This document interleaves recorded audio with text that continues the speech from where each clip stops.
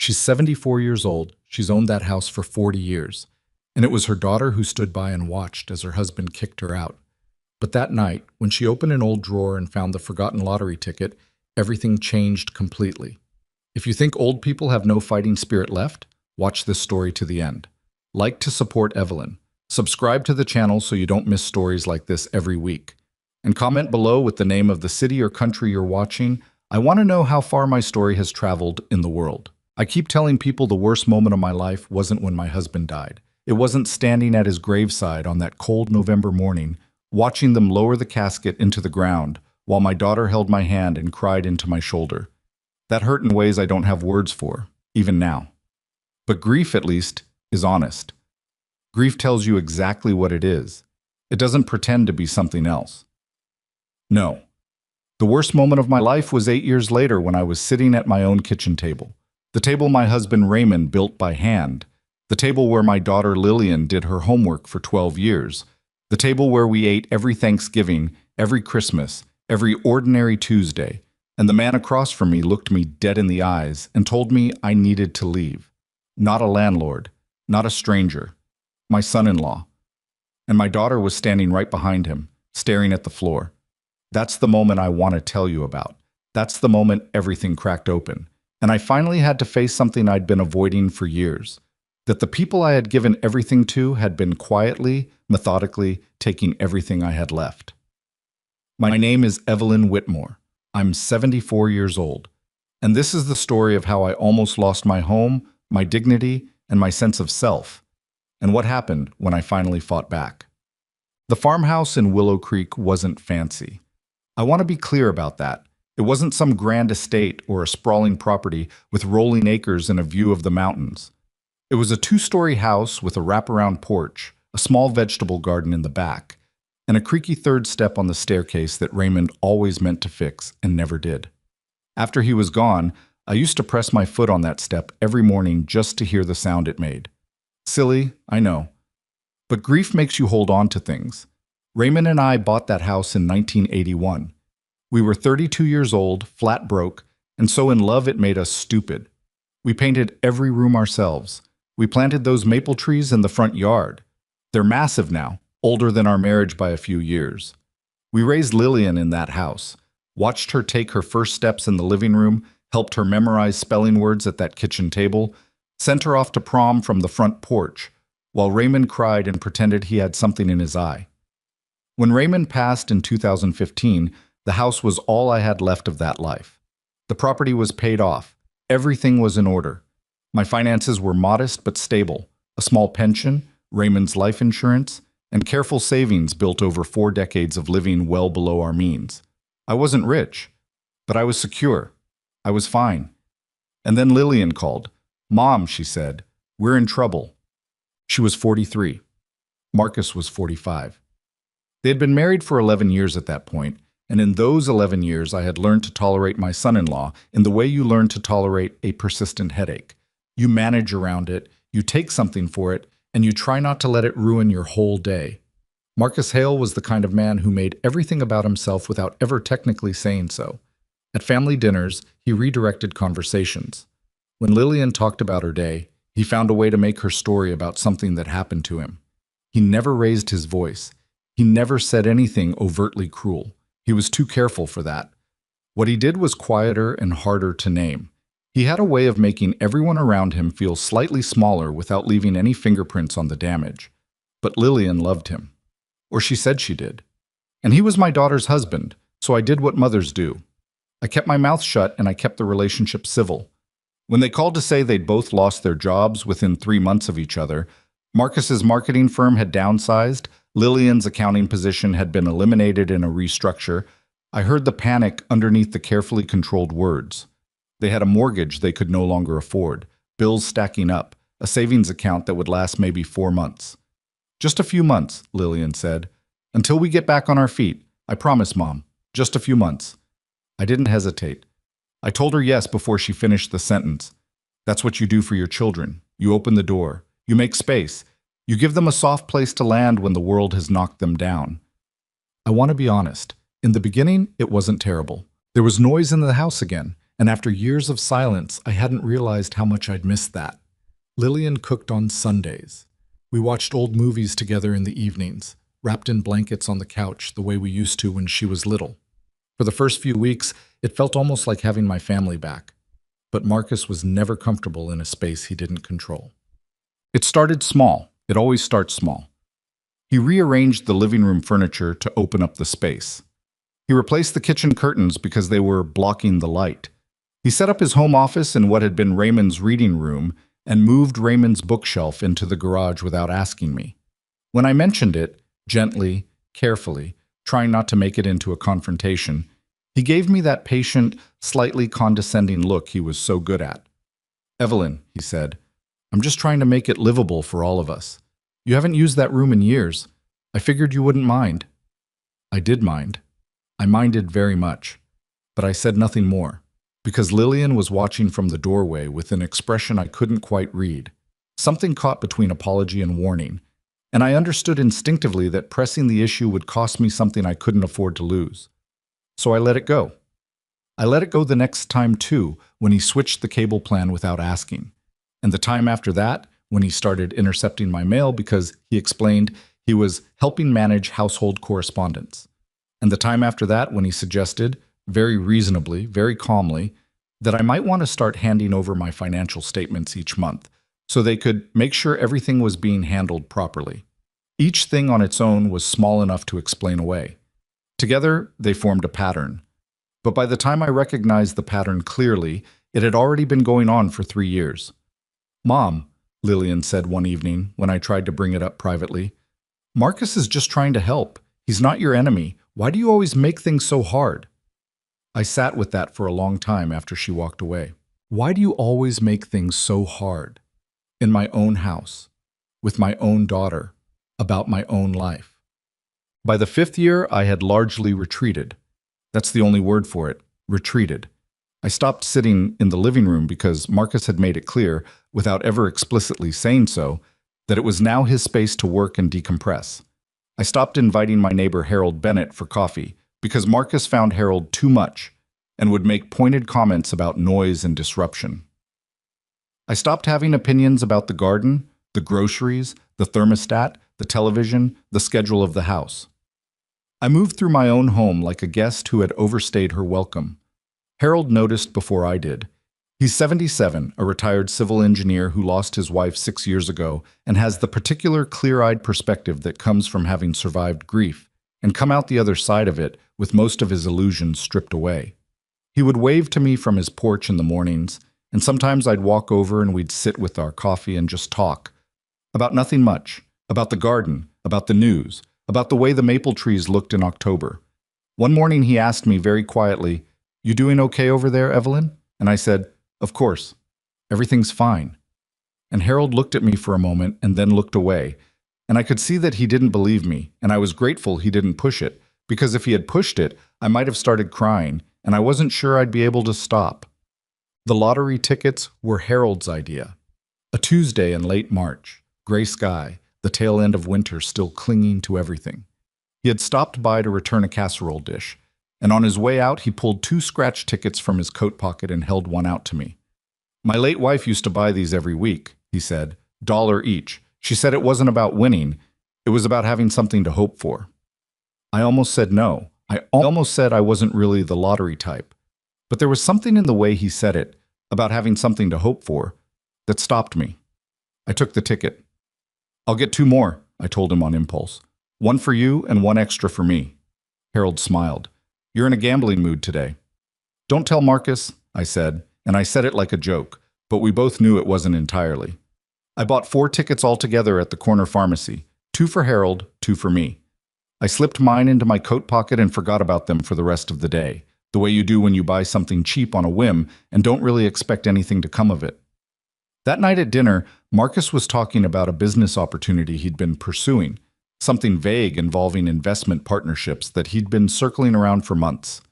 He talked about it the way he talked about everything, as though the outcome were already decided, as though the main thing standing between him and success was the failure of other people to recognize his potential quickly enough. Lillian listened and nodded. I ate my food and kept my eyes on my plate. We're going to need to have a conversation soon, Marcus said, and he looked directly at me when he said it. About some practical arrangements. About the future. What kind of arrangements? I asked. Long-term ones, he said. Then he smiled, that careful, closed smile, and changed the subject. I lay awake that night thinking about what he meant. I told myself I was overreacting. I told myself that whatever Marcus had in mind, Lillian would not allow anything truly harmful to happen. I told myself that the unease pooling in my chest was just the anxiety of an old woman with too much time to think. But I couldn't shake it. Around midnight, I got up for a glass of water. I passed by the coat closet in the hallway and remembered the tickets in my jacket pocket. I took them out, set them on the kitchen counter, and scratched them both with the edge of a spoon, the way I used to do with Lillian when she was little, and thought scratch tickets were the most magical thing in the world. The first one was nothing. A few matching symbols that didn't quite line up, a small number that won nothing. The second one took me longer to read. The numbers were small and the light over the sink wasn't the strongest. And I stood there squinting at it for a full 30 seconds before what I was seeing actually registered. I checked it again. I turned it over, read the instructions on the back, turned it face up again. My hands were shaking. I set the ticket very carefully on the counter. Then I went to the kitchen table to Raymond's table, the one I had almost lost myself at just 3 years later. And I sat down, and I pressed my palms flat against the wood surface, and I breathed. The second ticket was a winner. I didn't know how much yet. The numbers told me I needed to contact the lottery office to verify. But the indicator was clear. This was not a $5 win. This was not $100. Whatever this ticket was worth, it was significant. I sat there for a long time in the dark kitchen, alone, with the sound of Marcus snoring somewhere upstairs, and my daughter sleeping in the room that used to be my room, in the bed that had been mine and Raymond's for 30 years. I thought about what Marcus had said at dinner, long-term arrangements, about the future. And very quietly, with no one around to see it, I slid the lottery ticket into the back of the old drawer in the kitchen, the junk drawer, the one nobody ever opened anymore because it was full of takeout menus and expired coupons and spare keys to doors that no longer existed. I hid it. I don't know exactly why I hid it in that moment. Some instinct I couldn't fully name. Something that had been building quietly in me for 8 years of retreat and silence and watching my life get rearranged around me. I just knew, bone deep, the way you know things when you've lived long enough and been hurt enough to trust your gut, that whatever was coming, I needed something of my own, something he didn't know about, something no one could take. I went back to bed. I stared at the ceiling until the room started to lighten with early morning, and somewhere in that long, dark, sleepless stretch of hours, something shifted inside me. I wasn't sure yet what I was going to do, but for the first time in years, I understood that I still had choices. I kept the ticket hidden for 6 days. 6 days of sitting across from Marcus at breakfast, watching him talk about his investment prospects and his business contacts and his plans for the future. Always his plans, always his future. As though Lillian and I existed in relation to him the way furniture exists in relation to a room. 6 days of watching my daughter move through the kitchen without quite meeting my eyes. 6 days of pressing my foot on the creaky third step every morning just to remind myself what was real, what was mine, what had been here long before Marcus Hale ever walked through my front door. I didn't tell Harold right away either. I wanted to sit with it first, to think, to make sure I wasn't misreading the ticket, wasn't building something out of nothing, wasn't letting hope make a fool of me the way hope sometimes does when you've been starved of it long enough. On the 4th day, I went back to the junk drawer at 2 in the morning when the house was completely quiet. I took the ticket out, smoothed it flat on the kitchen counter under the sink light, and read it again. Then I got my reading glasses from the bedroom, moving quietly, one hand on the wall in the dark, and I read it a third time. The numbers didn't change. I put it back. I went to bed. I lay there with my eyes open and thought about Raymond, which I did sometimes when something happened that I didn't know how to process alone. I thought about what he would say. Raymond was a practical man. He wasn't one for big speeches or dramatic declarations. He would have looked at that ticket, looked at me, and said something simple and direct the way he always did. He would have said, "Evelyn, don't tell Marcus." And that settled it. On the 6th day, I called the lottery verification line from Harold's kitchen while he made us both coffee and pretended not to listen. The automated system asked for the ticket numbers. I read them in. There was a pause, long enough that I started to wonder if I'd made an error, and then the system told me I needed to visit the regional lottery office in person to verify and claim a prize above a certain threshold. Harold set a mug of coffee in front of me and sat down. "Well," he said. "I need to go to the lottery office," I said. He looked at me for a moment. "How much?" "I don't know exactly yet. Significant." Harold picked up his coffee mug and held it with both hands and didn't say anything for a while. That was one of the things I appreciated most about him. He never rushed to fill silence with noise. "Does Marcus know?" he finally asked. "No." "Are you going to tell him?" I thought about the conversation at dinner 6 days ago, long-term arrangements, about the future. I thought about Raymond's bookshelf sitting in the garage under a tarp. I thought about 8 years of my furniture moved, my curtains changed, my mail intercepted, my space slowly colonized by a man who had entered my home as a guest and somewhere along the way decided he was the one in charge. "Not yet," I said. Harold nodded slowly, the way he did when he was deciding something. "I'll drive you," he said. "When you're ready." We went on a Thursday, when Marcus had a meeting in the city and Lillian was volunteering at the library. I told no one where I was going. I put the ticket in a small envelope, tucked the envelope into the inside pocket of my winter coat, and Harold drove us the 40 minutes to the regional lottery claims office without either of us saying much. There was a classical music station on the radio, low volume, and the Bear March trees along the highway had that particular gray-brown color they get just before spring starts to push through. The woman at the lottery office was professional and efficient. She examined the ticket under a scanner, entered information into a computer, asked for my identification, and then looked at me across the counter with an expression that was carefully neutral. "Mrs. Whitmore," she said, "you're going to want to speak with our senior claims officer." We were taken to a back office. I sat in a chair across from a man named Gerald Paulson, who had kind eyes and a very tidy desk, and who explained to me, in clear and careful terms, that my ticket was a valid winning ticket in the state's major prize lottery. The jackpot for that draw was $90 million. I had purchased both of the winning combination tickets in that draw, mine and the one I had given Harold. Harold, sitting beside me, went completely still. Mr. Paulson explained that since there were 2 valid winners from the same draw, the prize would be split. Each winning ticket was worth $45 million. Harold made a sound next to me that was somewhere between a laugh and a cough. I gripped the arms of the chair and focused very hard on Mr. Paulson's tidy desk and kept my face as still as I could manage, because I did not want to cry in front of a stranger, and I could feel the pressure of it building somewhere behind my sternum. $45 million. I was 74 years old. I had $34,000 in savings, a modest pension, and a farmhouse in Willow Creek that my son-in-law was trying to push me out of.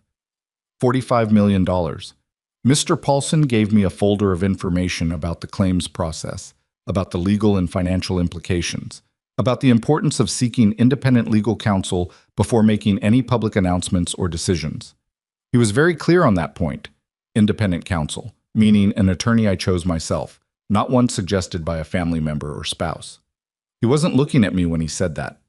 He was looking at his desk. But I understood what he was telling me. I thanked him. Harold and I walked back out through the office, past the woman at the front counter who gave me a small professional smile, and out into the gray March afternoon. We sat in Harold's car in the parking lot for a full 5 minutes before either of us spoke. "Well," Harold said finally, his voice rough. "Yeah," I said. "Evelyn."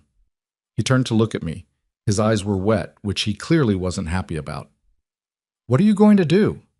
I stared through the windshield at the bare parking lot, at the gray sky, at the ordinary Thursday afternoon that had just become something else entirely. "I don't know yet," I said, "but I need an attorney before I do anything, and Marcus cannot know about this. Not yet. Not until I understand what I'm doing." Harold was quiet for a moment. Then he said, "My son-in-law's college roommate is an attorney. She practices out of Claremont. Does estate law, asset protection, that kind of work. I've met her a few times, sharp as a tack." He paused. "I could call her." I looked at him. "Her name is Natalie Cross," he said. "If you want, I can reach out today." I thought about Marcus's face at dinner. about long-term arrangements, about the way Lillian had stopped meeting my eyes. "Call her," I said. Natalie Cross was 41, direct to the point of bluntness, and she had the particular kind of confidence that comes not from never doubting yourself, but from having been tested enough times that you trust your own judgment under pressure. She met us at her office in Claremont 4 days later, a clean, spare space with floor-to-ceiling bookshelves and a window that overlooked a small courtyard. And she listened to everything I told her without interrupting. I told her about Raymond, about the house, about Lillian and Marcus moving in 8 years ago, about the slow, incremental way Marcus had taken over. The furniture, the curtains, the bookshelf, the mail, the financial statements.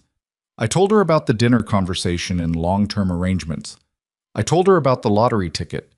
When I finished, Natalie set down her pen and looked at me steadily. "Mrs. Whitmore," she said, "I want to ask you something directly, and I need you to answer me honestly." "All right," I said. "Has Marcus Hale ever had access to your financial accounts? Any of them? Checking, savings, investment, pension?"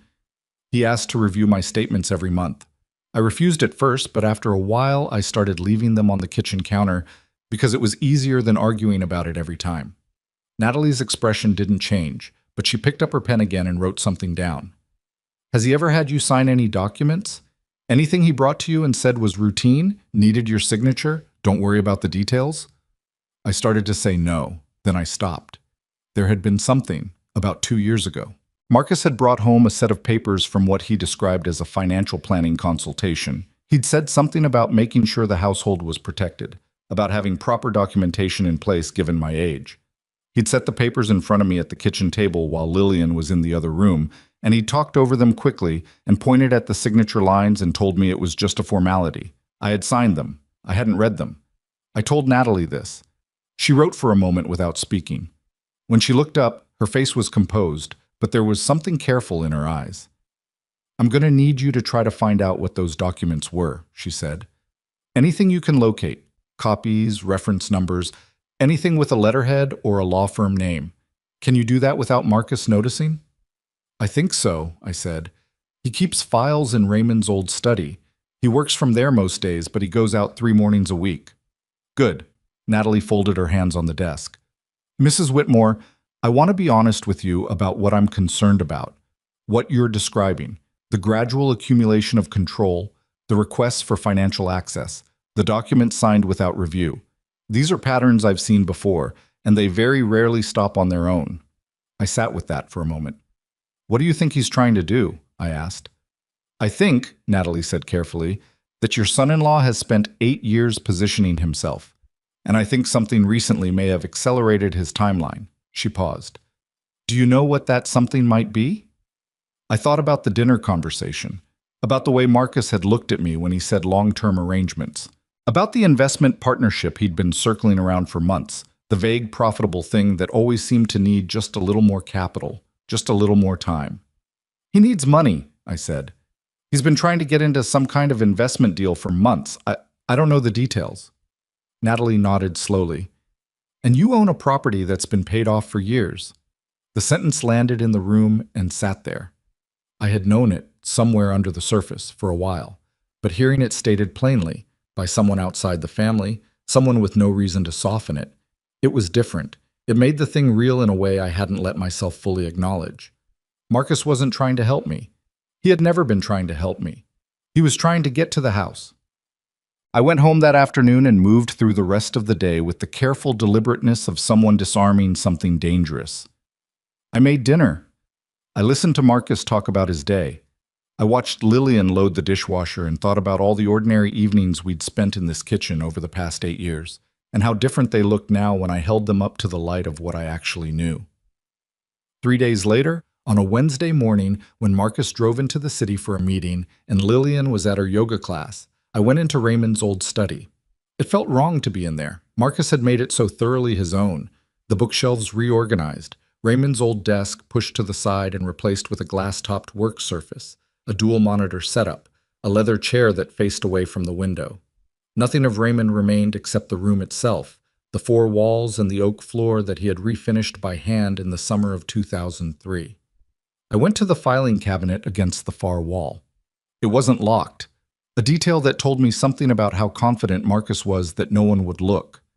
I opened the second drawer and worked through the files methodically, the way Raymond had taught me when we used to do our taxes together at this very desk 40 years ago. It took me about 20 minutes to find what I was looking for. The documents I had signed 2 years ago were in a manila folder near the back, labeled simply Household, Financial Planning. I pulled them out and spread them on the desk and read them properly this time, with my reading glasses, in the morning light. By the third page, my hands had started shaking. By the fifth page, I had to sit down in Marcus's leather chair, the chair in Raymond's room, in my house, because my knees weren't entirely steady. What I had signed was not a routine financial planning document. What I had signed was a power of attorney authorization, limited, carefully worded, but real, granting Marcus Hale the authority to act on my behalf in specific financial matters. There were clauses I didn't understand and others I understood all too well. My name was on 3 separate signature lines, and the signatures were mine. There was also something else in the folder, a document I had not signed, one that appeared to be a draft, not finalized, with blank fields and placeholder text in places. It was a property transfer document for the farmhouse. He hadn't used it yet. It wasn't executed, but it existed. He had had it prepared. I sat very still for a moment in his chair in my dead husband's room in my house and looked at these papers, and I felt something move through me that wasn't quite anger yet. It was colder than anger. It was the sensation of a long-suspected thing being confirmed, and it was almost worse than being blindsided would have been, because it meant I had seen it coming and still hadn't moved fast enough to stop it. I photographed every page with my phone. Then I put the folder back exactly where I had found it, closed the filing cabinet drawer, and left the room. I called Natalie from the upstairs bathroom with the door locked and the water running, and I told her what I'd found. There was a pause on her end. "Okay," she said. "Evelyn, I need you to listen to me carefully. Don't do anything differently. Don't change your behavior around him. Don't look through his files again. Let me handle the next steps." "What are the next steps?" I asked. "I'm going to have a financial investigator review those documents and the accounts they reference, and I'm going to start building a case." She paused. "He made a mistake leaving those in an unlocked drawer." "He thought I wouldn't look," I said. "He thought you weren't paying attention," Natalie said. "That's a different thing, and it's the mistake people like him always make." The confrontation came sooner than I expected. 11 days after my visit to Natalie's office, on a Saturday evening in late April, when the maple trees in the front yard were finally starting to show green, Marcus called a family meeting. That's what he called it, a family meeting, as though this were a normal thing, as though we were the kind of family that held formal meetings, as though sitting me down at Raymond's kitchen table with Lillian standing behind him were a reasonable and unremarkable event. I sat across from him. Lillian stood near the counter, arms crossed, not quite looking at me. Marcus folded his hands on the table. He always folded his hands when he wanted to project reasonableness. And he looked at me with that patient, controlled expression. "Evelyn," he said, "I think it's time we talked about some practical realities." "All right," I said.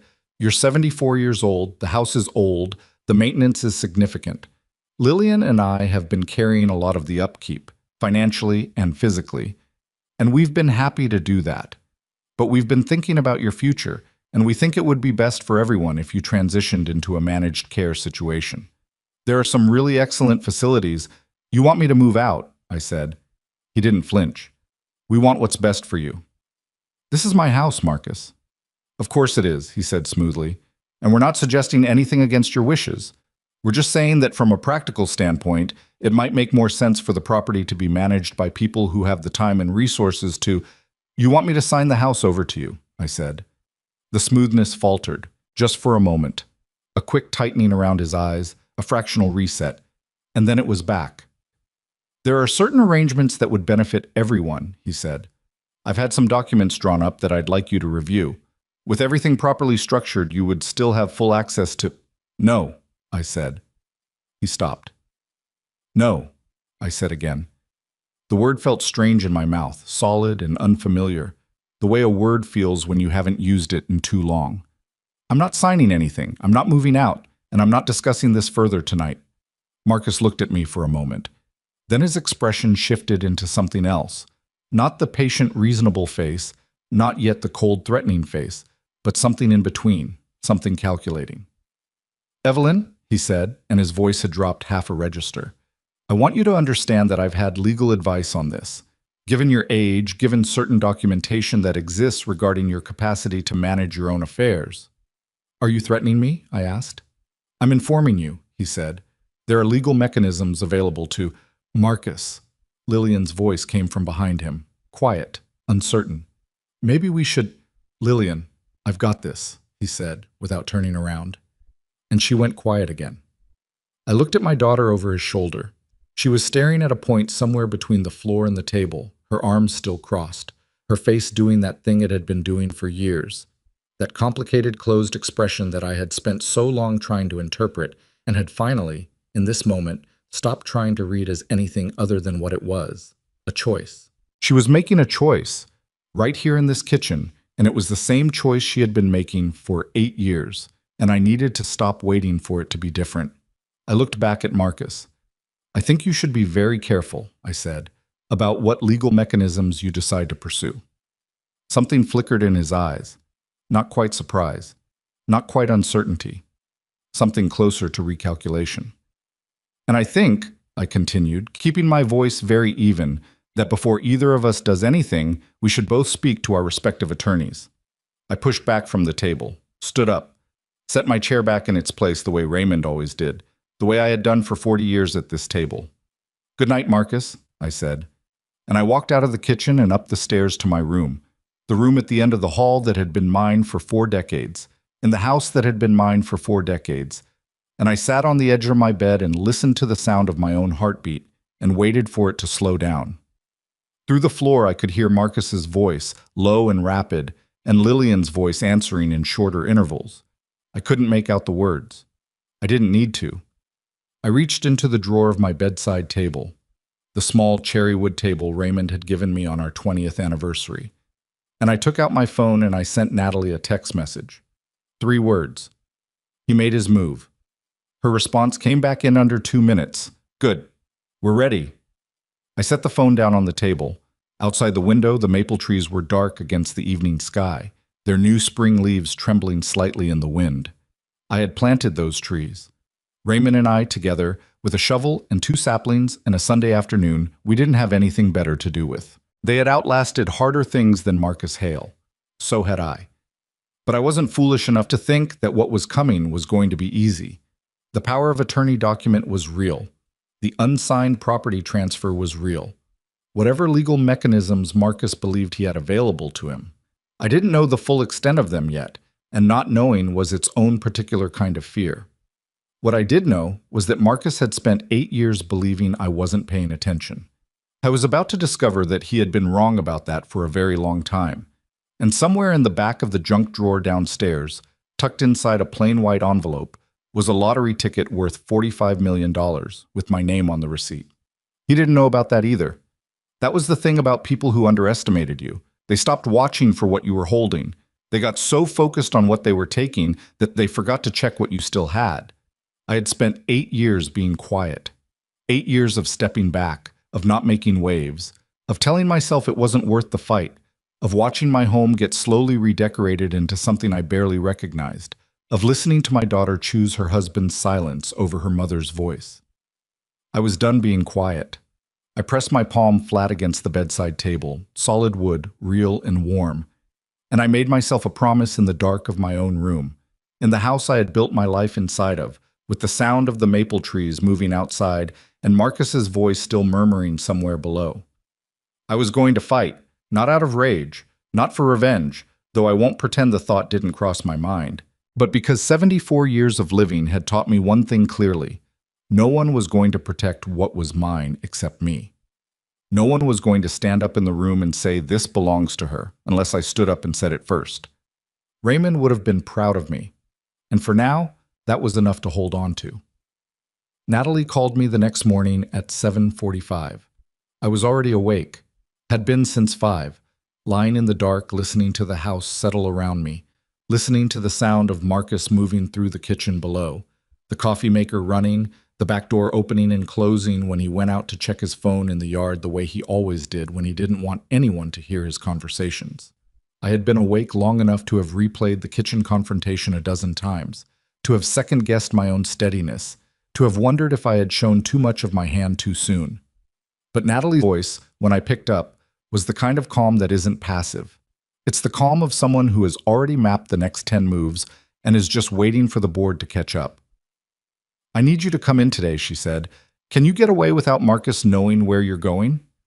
"He has a conference call at 9 that usually runs 2 hours," I said, "and Lillian works the library shift on Mondays until 1. "Be here at 9:15, she said.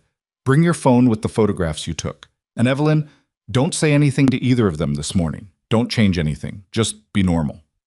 Be normal. I almost laughed. I had spent 8 years performing normal in that house. One more morning wasn't going to break me. I made breakfast. I set 3 plates on Raymond's table the way I did every morning. I poured coffee. When Marcus came in from the yard and sat down across from me, I didn't look at him any differently than I had the morning before, which required a particular kind of internal discipline I hadn't known I possessed until I needed it. He was on his phone, scrolling through something, barely registering that I was in the room, which was, I had come to understand, exactly how he preferred it. Lillian came down late, still in her robe, and poured herself coffee and stood by the counter drinking it without sitting. She looked tired. She looked like she hadn't slept well either, and part of me wanted to ask her if she was all right, the reflexive maternal concern that doesn't switch off no matter how much has happened. But I didn't ask. I ate my toast. I said it looked like rain later. Marcus said something non-committal. Lillian said nothing. By 9:10, I was in Harold's car heading toward Claremont. Harold didn't ask me what was happening. He just drove, with the classical station on low, and when we pulled into Natalie's parking lot, he said, "I'll be right here when you're done," and meant it. Well, what Natalie had found in the weeks since I'd first walked into her office had grown beyond what either of us initially anticipated, and sitting across from her that Monday morning, I had the vertiginous sensation of watching the full shape of something emerge that I had only been seeing in pieces. She spread documents across her desk, printed copies of financial records, correspondence, legal filings, and she walked me through them methodically, the way a good attorney does, making sure you understand not just what something says, but what it means. The power of attorney document I had signed 2 years ago was the first piece. Natalie had had it reviewed by a colleague who specialized in elder law. The document was real and legally executed, but it had been drafted with specific language that, on the surface, appeared to limit Marcus's authority to routine household management.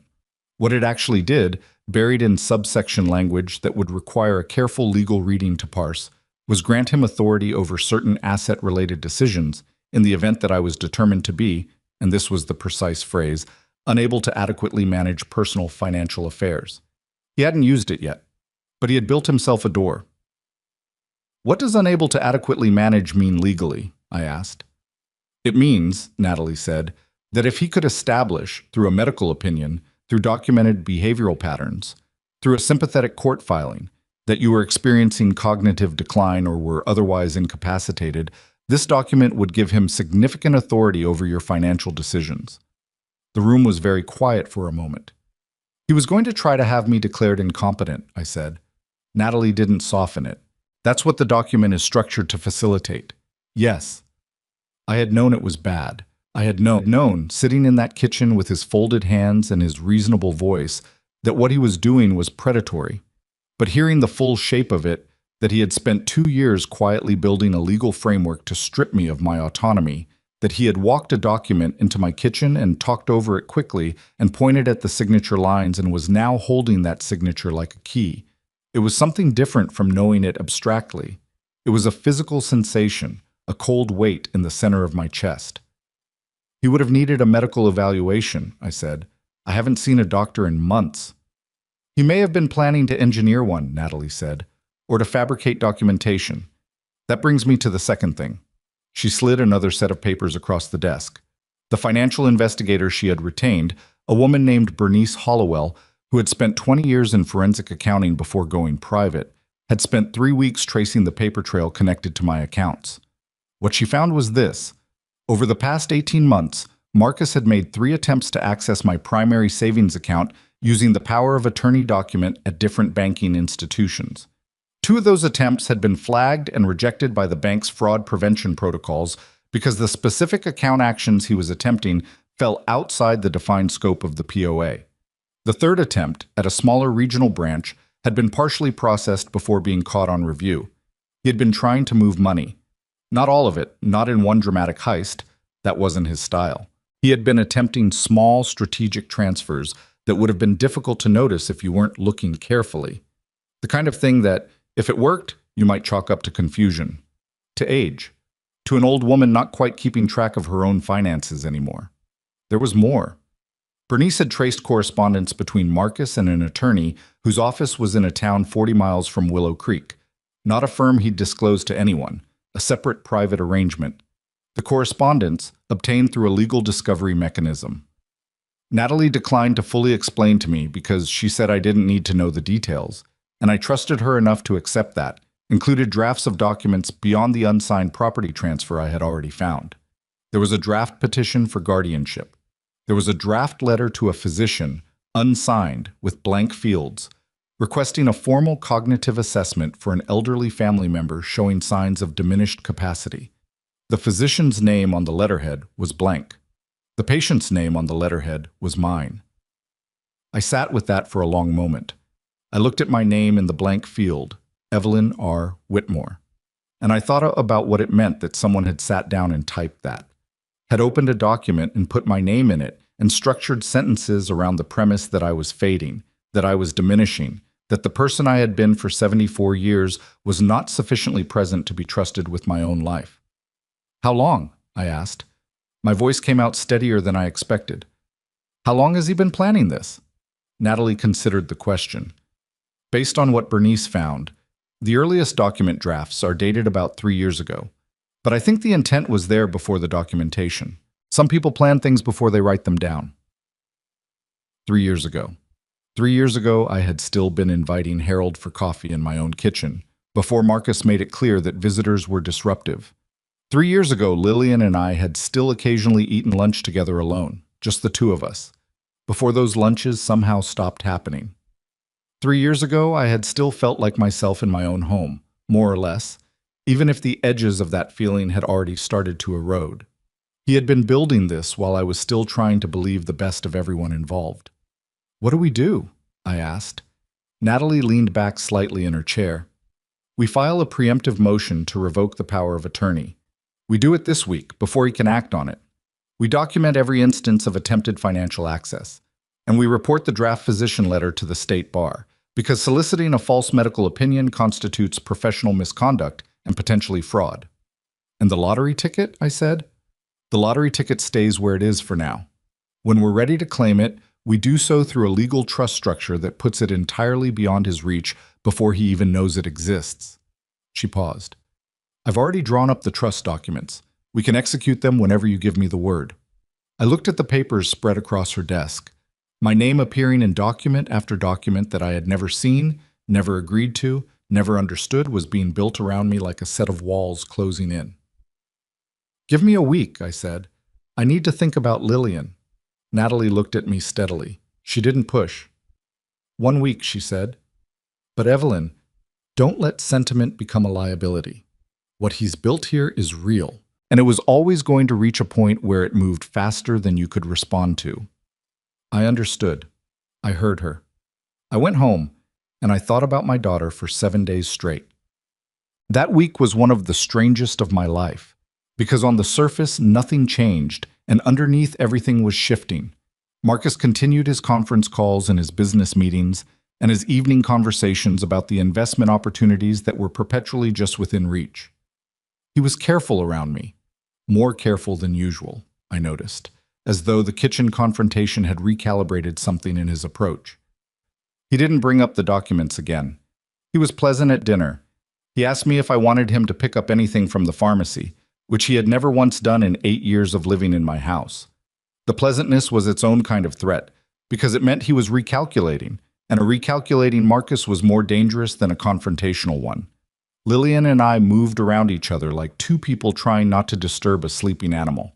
There were moments, small ones, when I caught her looking at me with an expression I couldn't fully read. Not the closed, choosing Marcus expression I had catalogued over the years. Something more unsettled. Something that might have been guilt, or the early stages of it. On the 5th day, she knocked on my bedroom door after dinner. "Can I come in?" she asked. "Of course," I said. She sat on the edge of the armchair in the corner, the old blue armchair that had been in that room since before she was born, that she used to curl up in as a little girl while I read to her. She looked at it for a second when she sat down, like she was aware of what she was sitting in, what it meant. "Mom?" she said, then stopped. "What is it, Lily?" I used her childhood name without thinking. It slipped out. She looked at her hands. "Marcus told me about the conversation you two had the other night. What did he tell you?" "That you refused to discuss the arrangements, that you got upset." She paused. "He said you're not being reasonable." I kept my voice level. "And what do you think?" She was quiet for a moment. "I think—" She stopped again, started over. "I think this situation has gotten complicated." "What situation?" She looked up at me then, and I could see the war in her face. The competing versions of this story she had been carrying, the one Marcus had given her, and the one some quieter part of her had always known. Us, living here, everything. "Lillian," I said carefully, "do you know what your husband has been doing?" "He's trying to figure out a practical solution for—" "No," I said. "Not the version he told you. Do you know what he has actually been doing?" She went still. I didn't tell her everything. I told her enough. I told her about the power of attorney document, that I had signed it, that I hadn't read it, that I now understood what it was constructed to do. I told her about the unsigned property transfer I had found in the filing cabinet. I didn't tell her about Natalie, or about Bernice's financial investigation, or about the draft guardianship petition, with my name in it. Those I kept close. But I gave her the shape of what I knew, and I watched her face as I spoke. She didn't get angry. That surprised me. I had expected defensiveness, the reflexive closing ranks I had seen from her so many times before, the automatic alignment with Marcus's framing. Instead, she went very pale and very still, and she stared at a point somewhere past my shoulder, and I could see her processing something at a level below the surface that she wasn't ready to bring up yet. "He said it was for your protection," she said finally. Her voice had gone small. "I know that's what he said. He said you were getting older, that someone needed to have legal authority to act if something happened to you, that it was—" She stopped, pressed her lips together. "He said it was the responsible thing. Lillian, look at me." She looked at me. "He drafted a document to transfer this house out of my name," I said, "not to protect me, to take the house. And the financial access he's been trying to build, it wasn't to help me manage my affairs. It was to reach my savings while making it look like I couldn't be trusted to manage them myself." The silence that followed was the longest she and I had sat in since all of this began. I could hear the television downstairs, Marcus watching something, unaware of what was happening one floor above him, and the sound of it felt absurd, this ordinary background noise while something fundamental cracked open in the room. "I didn't know," Lillian said, and I believed her. I believed she hadn't known the specific details. But I also knew, and I didn't say this out loud because there was only so much truth one conversation could hold, that on some level, some part of her had chosen not to look. That the comfort and the security and the easier path of standing behind Marcus and trusting his version of events had been a choice, however unconscious. Ignorance, when it's sustained over years, starts to look a lot like a decision. She left the room without either of us saying anything more. I heard her go downstairs. I heard the television volume drop, and then voices, low and rapid. The particular cadence of a conversation that is an argument trying to stay quiet. I sat in my room and waited. Whatever was happening downstairs, it was between them now. I had said what I had to say. The rest was hers to carry. Chat. I called Natalie the next morning and told her I was ready. The motion to revoke the power of attorney was filed that Thursday. The trust documents were executed that same day, and by Friday afternoon, the lottery ticket claim had been initiated under the trust. My name, my attorney, a legal structure that Marcus had no standing to challenge or access. The claim would take several weeks to fully process, but the filing was done and the documentation was secured, and there was nothing Marcus could do to reach any of it. What happened next, I didn't plan. I couldn't have planned it. Marcus found out about the legal filing on a Monday through, I suspect, a contact at the local courthouse, because he called Natalie's office that morning demanding to speak to her, which she declined, and then came home at 2 in the afternoon with the particular energy of a man who has realized the game he thought he was winning has been changed without his knowledge. I was in the kitchen when he came in, sitting at Raymond's table with a cup of tea, which I suppose was appropriate. He stood in the doorway for a moment, looking at me. The patient, reasonable face was gone. The calculating pleasantness of the past week was gone. What was left was something stripped of all its performance, and it was, if I'm honest, a relief to see it. To see the thing plainly after years of watching it wear different masks. "You filed to revoke the POA," he said. "Yes," I said. "You hired an attorney without telling anyone." "I hired an attorney," I said. "I don't need anyone's permission to do that." He stepped into the kitchen. He didn't sit down. He stood on the opposite side of the table from me, Raymond's table, the table he had eaten at for 8 years as my guest. And he said, "Evelyn, you're making a very serious mistake." "I've made a few of those," I said. "Signing documents I didn't read was one of them." Something moved across his face. A recalibration. When he spoke again, his voice had shifted back toward control, toward that register he used when he wanted to project rationality. "Look," he said, "I understand you're upset. The conversation we had last week didn't go the way I'd hoped, but what I've been trying to do, what I've always been trying to do, is protect this family, including you, especially you." "Marcus," I said, "I found the guardianship petition draft." He went completely still. "I found the unsigned property transfer. I found the correspondence with the attorney in Hargrove County. I found the draft letter to the physician." I kept my voice even, because I had spent a week rehearsing this conversation in my head, and I had decided that I was not going to shout and I was not going to cry. "I know what you were building. I know how long you've been building it." The stillness lasted about 4 seconds. Then his face did something I hadn't quite seen it do before. Not anger, not the careful control, but something closer to naked calculation. The look of a man rapidly inventorying his options. "Those documents were preliminary," he said. "Exploratory. They had my name in them," I said. "They weren't filed. They weren't executed. You can't—" "They exist," I said, "and my attorney has copies of all of them." He put both hands on the table and leaned forward slightly, and I held his gaze and did not move, and I thought about Raymond, who had built this table with his own hands, who would have had exactly 3 words for this moment, and none of them would have been kind. "I have legal standing here," Marcus said. His voice had dropped again, taken on that low, deliberate quality that was his version of a threat. "The POA has been revoked," I said, "as of Thursday. Your attorney will confirm it." A muscle in his jaw tightened. "And the bank access attempts," I continued, "over the past 18 months have been documented and reported to the relevant institutions. Bernice Hollowell's report is thorough. I think you may know her name, actually. She spent 20 years at the State Financial Crimes Division before she went private." I watched him absorb this, watched the inventory behind his eyes continue its rapid, silent work. "The house," he said finally, "is still mine," I said. "Fully mine. Has been mine for 40 years. Will remain mine."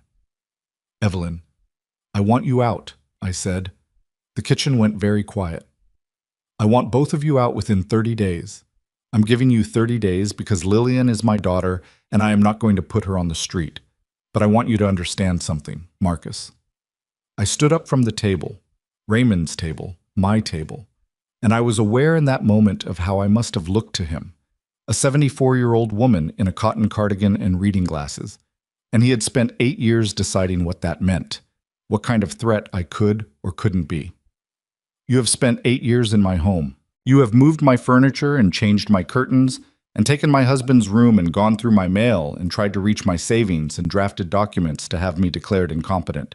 You have done all of this while eating my food and sleeping under my roof and calling it family." He straightened. His face had closed entirely. No more calculation visible, just a flat, hard surface.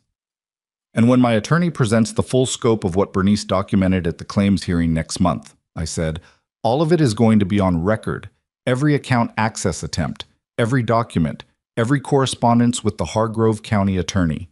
I paused. I'd suggest you speak to your own attorney before then. He looked at me for a long moment. Then he walked out of the kitchen without saying another word. I stood there alone in the room that had been the center of my life for 4 decades, and I breathed, and I let the shaking in my hands happen because there was no one left to see it, and it was fine. Some things needed to shake. Some things had been held rigid for too long. The weeks between that conversation and the formal hearing were not peaceful. I want to be clear about that because sometimes stories like this get told as though once the protagonist finds her footing, things fall into a clean upward line.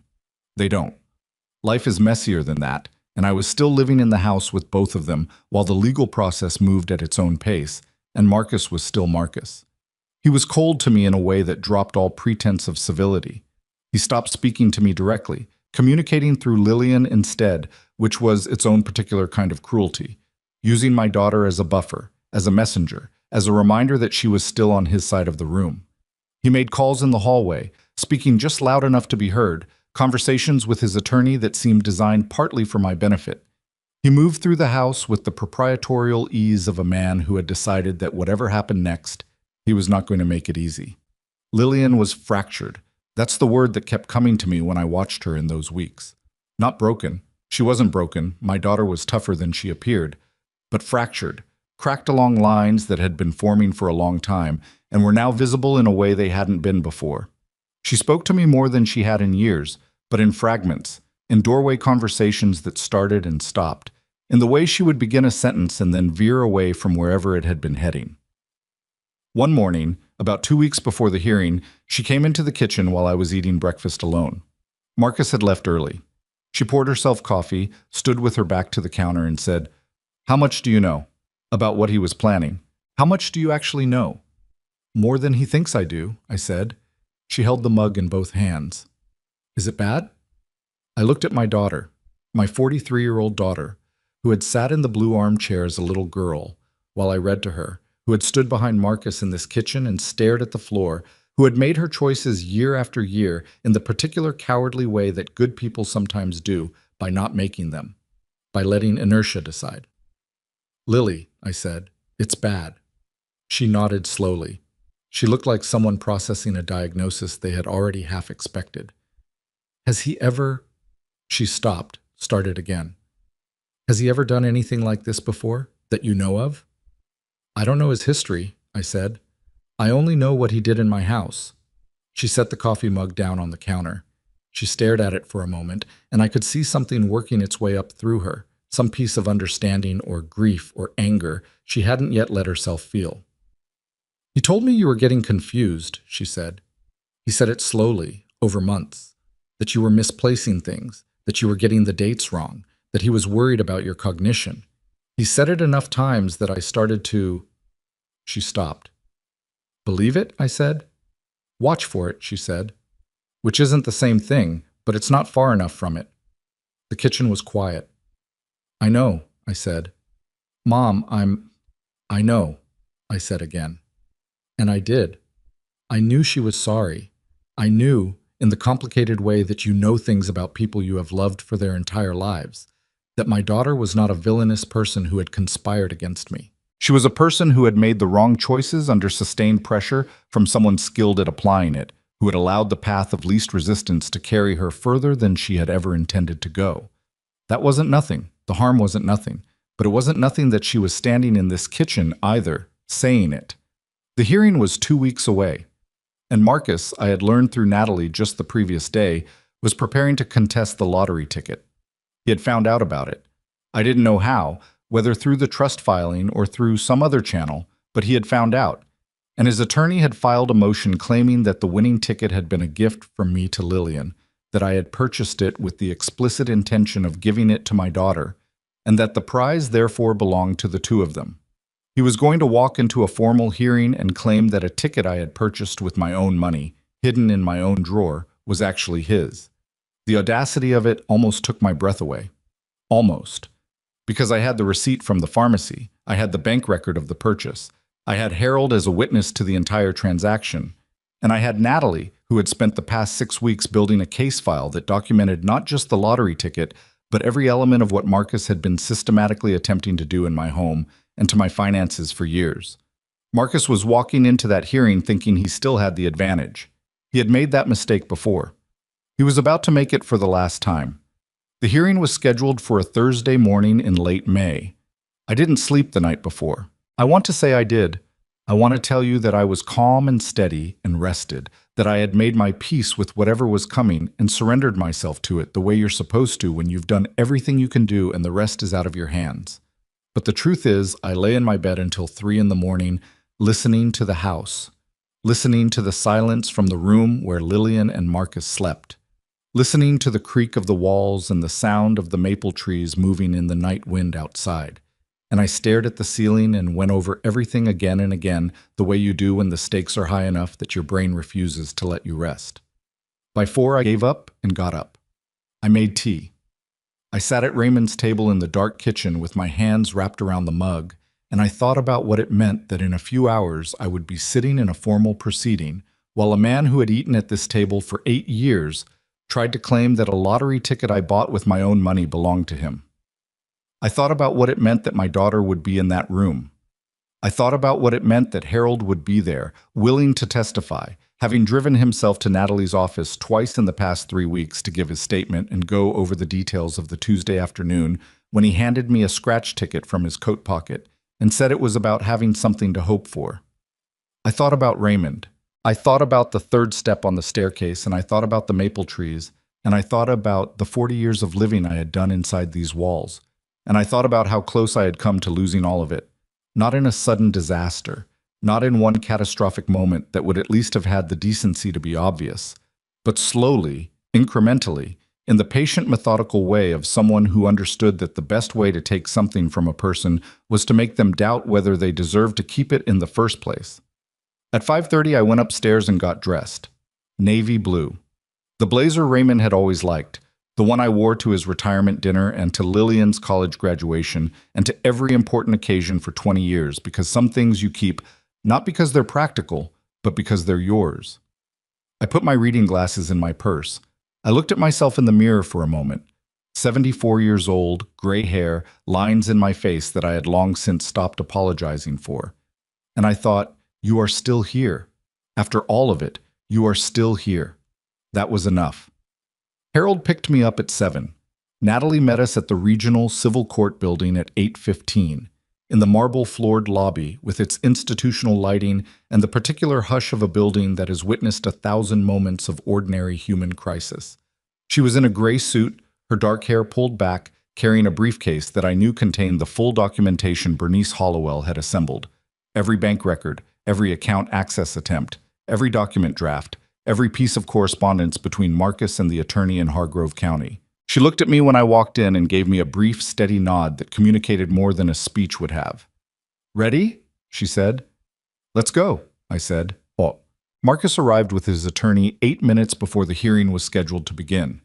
His attorney was a man named Philip Garrett, mid-50s, expensive suit, the practiced ease of someone who had done this enough times that the human details had stopped registering. Marcus walked in beside him with his chin slightly elevated, that particular carriage he adopted when he wanted to project confidence, and he didn't look at me when he took his seat on the opposite side of the room. Lillian came in separately, 30 seconds behind them. She sat in the gallery rather than at the table with Marcus, which told me something. She looked like she hadn't slept either. She was wearing a blue blouse I recognized. I had given it to her 3 Christmases ago. And she sat with her hands folded in her lap and her eyes on the middle distance. And when she came in, she glanced at me once, quickly, and I held her gaze for a moment and then looked away. The hearing officer was a woman named Judge Patricia Lund, who had the brisk, no-nonsense manner of someone who had sat through too many cases where the facts were straightforward and the drama was manufactured. She reviewed the filing documents, noted the nature of the dispute, lottery prize ownership, contested claim, associated financial misconduct allegations, and asked both attorneys to present their opening positions. Philip Garrett went first. His argument was constructed around a simple premise, that I, Evelyn Whitmore, had purchased the winning lottery ticket as a gift for my daughter Lillian Hale, that this had been my stated intention at the time of purchase, that by gifting the ticket to Lillian, I had transferred ownership of any prize associated with it, and that the prize therefore belonged to Lillian, and by extension, as her spouse, to Marcus. He presented this argument with the smooth, rehearsed confidence of someone who believed the documentation he had would be sufficient. He referenced an affidavit, Marcus's affidavit, stating that I had told Lillian on the evening of the purchase that the ticket was a gift for her, something to hope for. He referenced Lillian's own affidavit, which had been filed the previous week, corroborating this account. I had read Lillian's affidavit. It had taken me a long time to sit with what it meant that she had signed her name to it. Natalie rose when it was her turn, and she was very calm. And she did something I hadn't expected. She didn't lead with the evidence. She led with a question. "Mr. Garrett," she said, addressing not her opponent but Judge Lund, while gesturing toward Marcus's attorney, "has presented a claim of gift. A gift, under law, requires 3 elements: intent to give, delivery, and acceptance. I'd like the hearing to consider each of these in turn, because the evidence addresses all 3.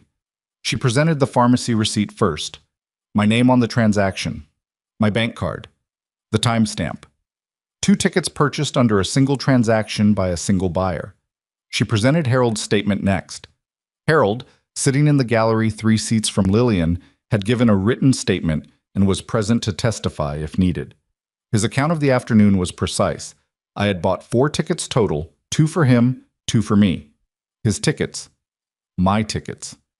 There had been no discussion of gifting any ticket to anyone. The word gift had never been spoken. Then Natalie presented the bank records tracing Marcus's 3 attempts to access my savings account over the preceding 18 months.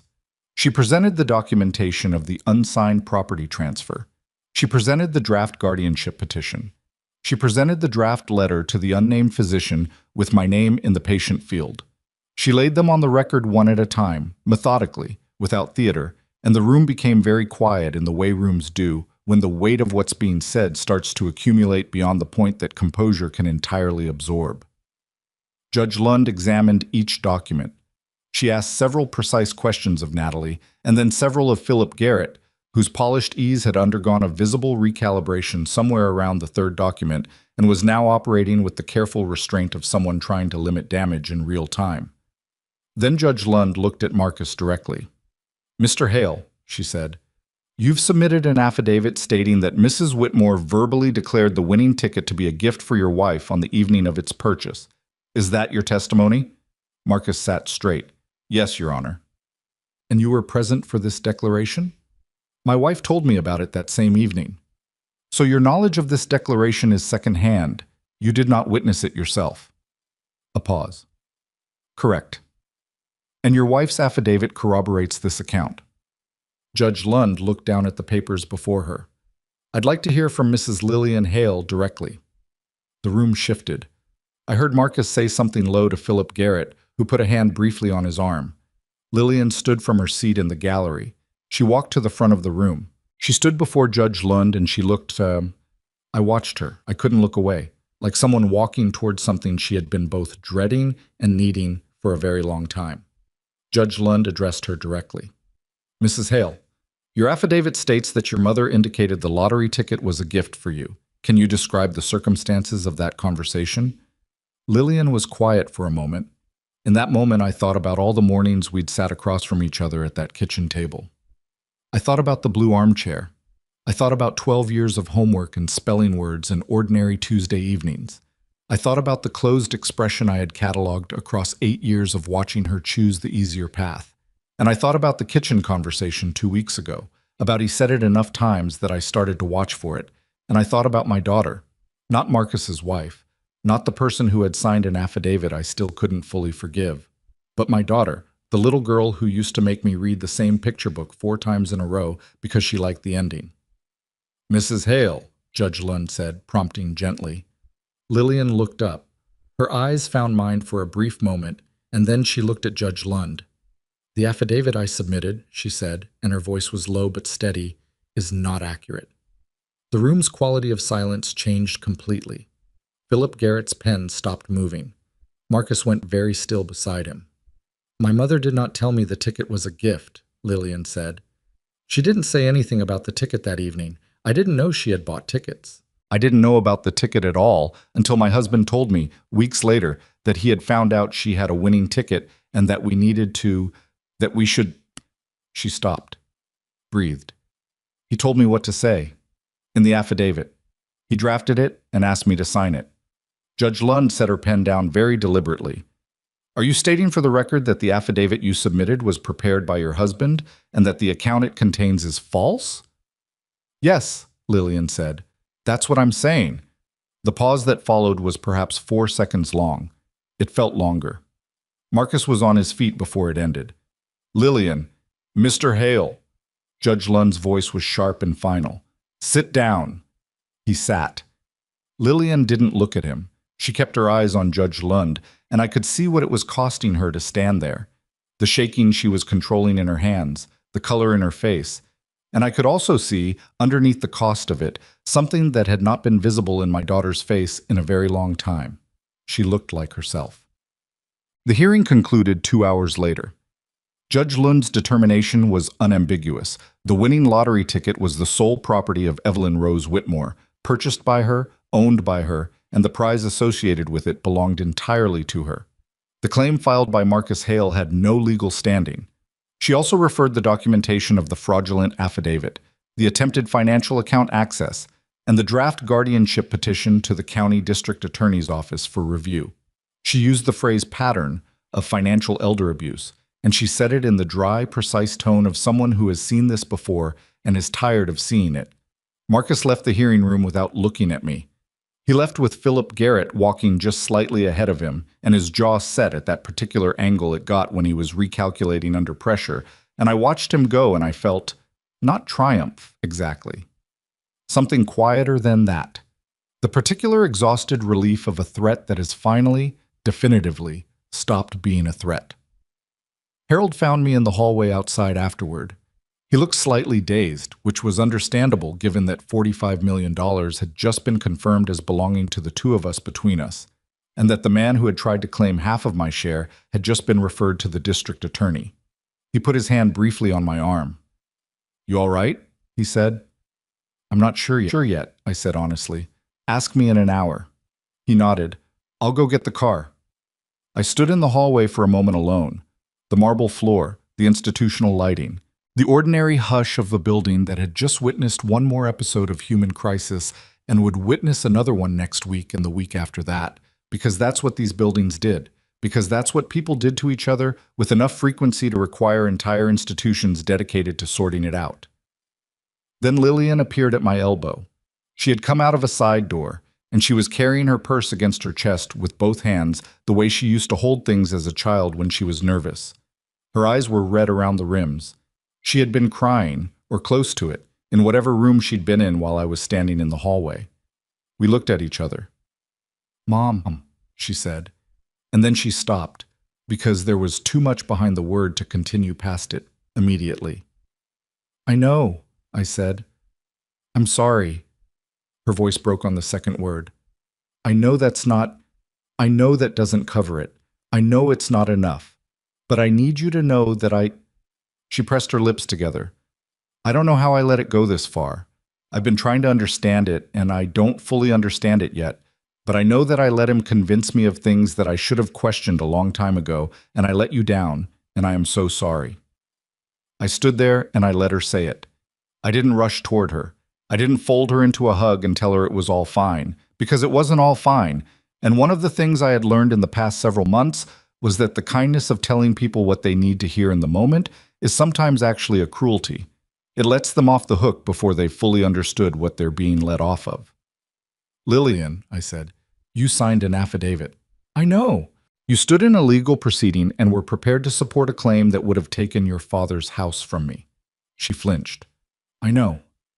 You watched him dismantle my life in that house for 8 years, and I know. Her voice broke again, more completely this time. Mom, I know. I'm not going to make excuses. I'm not going to tell you I didn't know what was happening. I knew something was wrong. I kept telling myself it wasn't as bad as it looked, or that it would get better, or that Marcus had reasons, or that maybe you really were. She stopped. He was so consistent. He said the same things so many times that I stopped questioning whether they were true. And that is my fault. That is entirely my fault. I looked at my daughter for a long moment. At the blouse I had given her 3 Christmases ago. At the face I had known for 43 years, which currently looked about 20 years older than it should have. Do you understand? I said carefully. What he was actually trying to do? Not the version he gave you, the real version. Yes, she said. I heard it all in there. The petition, the physician letter. She swallowed. The property transfer. He was going to take everything, Lillian. The house, my savings, my autonomy. He had it all mapped out. I know. Her voice had gone very quiet. And I would have let it happen, she said. I'm not going to pretend otherwise. I was going to let it happen because I was afraid of what leaving him meant, and because I had been listening to his version of you for so long that I had almost replaced my own memories of you with his version. And that is the thing I am most ashamed of. She looked directly at me. Not the affidavit, not even standing behind him in the kitchen that night. The fact that I let him rewrite who you were to me. That I let him do that over 8 years, piece by piece, until I barely recognized my own mother. The hallway was empty now. Just the 2 of us in the institutional light. I thought about what forgiveness was and wasn't. I had been thinking about it for weeks, honestly. Turning it over, examining it from different angles, trying to understand what I actually owed my daughter versus what I was willing to give her freely, and what the difference between those 2 things was. I am not a woman who forgives easily. I never have been. Raymond used to say I held grudges the way other people held heirlooms, carefully, for a long time, taking them out occasionally to look at them. He said it with affection, mostly. It was not entirely a compliment, but I also knew, had known for 43 years, had known since the first morning in the hospital when they put her in my arms, and she looked at me with that unfocused, newborn gaze, and I understood what it meant to love something more than you had previously understood. It was possible to love anything, that Lillian was mine, complicated and flawed and capable of terrible choices and mine. I'm not going to tell you it's all right, I said, because it isn't. What happened in that house over the past 8 years isn't all right. What you signed your name to isn't all right. She nodded. She didn't try to soften it. But I also know, I said, that you standing up in that room today, in front of a judge and a record and your husband, that cost you something real, and I'm not going to pretend it didn't. It cost me my marriage, she said quietly. Maybe, I said. Or maybe it saved something else. She looked at me. You, I said. Maybe it saved you. We stood in silence for a moment. Not the comfortable silence of people who have resolved something, but the more uncertain silence of people who are standing at the beginning of a long and difficult process that neither of them fully knows how to navigate yet. I'm not ready to pretend everything is fine between us, I said finally. I need you to know that. I love you. I have always loved you. But trust is going to have to be rebuilt, and that takes time, and you're going to have to be patient with me while I figure out what that looks like. Lillian nodded slowly. Her eyes were wet, but she wasn't crying. She was holding it together with the particular determined effort of someone who has decided that falling apart in this moment is not what she's going to do. I can do that, she said. I'll do whatever it takes, Mom. I mean that. I know you do, I said. And I meant it. I believed her. Not because the past 8 years hadn't happened, not because an afternoon in a courtroom undid years of accumulated harm, but because I knew my daughter's face and I knew what sincerity looked like on it, and this was sincerity. Complicated and overdue and imperfect, but real. That was enough to start with. Marcus was gone from the house within 2 weeks. Not 30 days. 2 weeks. Whatever calculation he ran after the hearing, whatever conversation he had with Philip Garrett about his legal exposure given the district attorney referral, whatever private reckoning happened in those days, it moved him faster than I had required. He packed his things while I was out with Harold one afternoon, and by the time I came home the glass-topped desk was gone from Raymond's study, and the leather chair was gone, and the dual monitors were gone, and the filing cabinet was still there but empty, its drawers hanging open like something hollowed out. Lillian helped him move. I don't know what that conversation was between them. She didn't tell me, and I didn't ask. What I knew was that she came back to the farmhouse that evening with one suitcase, and she sat in the kitchen and asked if she could stay for a while, and I said yes. Because she was my daughter, and because the guest room was there, And because whatever rebuilding we were going to do had to start somewhere, she was filing for divorce within the month. She didn't announce it dramatically. She told me on a Sunday morning over coffee at Raymond's table, in the matter-of-fact tone of someone who has made a decision they've already processed and don't need to perform. "Okay," I said. "Okay," she said. "What do you want me to say, Lily?" She thought about it. "Nothing, I guess. I just wanted you to know." "I know," I said. "I'm glad." She looked at me. "Not glad it happened," I said. "Glad you're done with it." She nodded. She looked at her coffee for a moment. Then she said, "What are you going to do with everything? With the—" She gestured vaguely, which was her way of referencing the $45 million without saying the words, because we had both been doing that for weeks. Circling around it, acknowledging its existence without quite landing on it, the way you do with something so large it doesn't fit comfortably into ordinary conversation. "I'm thinking about it," I said. "You don't have to think out loud," she said. I'm not asking because I want anything. I want you to know that." "I know you're not," I said. And I did know. Whatever Lillian's failures had been over the past 8 years, whatever she had allowed and enabled and signed her name to, the woman sitting across from me at this table was not asking me for money. She was asking me about my life, the way a daughter asks a mother about her life, and there was a version of this conversation we had not been able to have in years. "I want to help people," I said.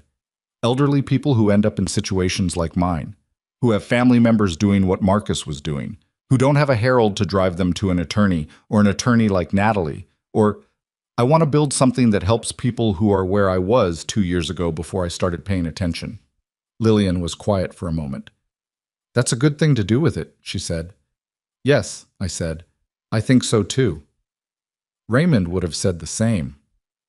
The mention of his name sat between us gently, the way it did now sometimes, not as a wound but as a presence, the particular warmth of someone who isn't there but hasn't entirely left either. "He would have," I agreed. Lillian looked at the table, at the wood surface, the grain of it, the edges worn smooth by 40 years of hands. "I miss him," she said. "I don't say that enough. I don't know why. Miss him a lot." "So do I," said. We sat with that for a while. The morning light came through the kitchen window at the angle it always came through in late spring, falling across the floor in the way it had fallen across the floor of this kitchen since 1981, unchanged by everything that had happened inside these walls. Indifferent to all of it in the particular way that light is indifferent. Consistent, reliable, arriving every morning regardless. The creak of the third step on the staircase caught my attention briefly. Just the house settling, but I heard it the way I always heard it, with a small private awareness that some things hold even when everything around them changes. Outside, the maple trees were fully leafed out now, big and green against the May sky, the way they got every spring without fail. I had planted those trees. I was still here.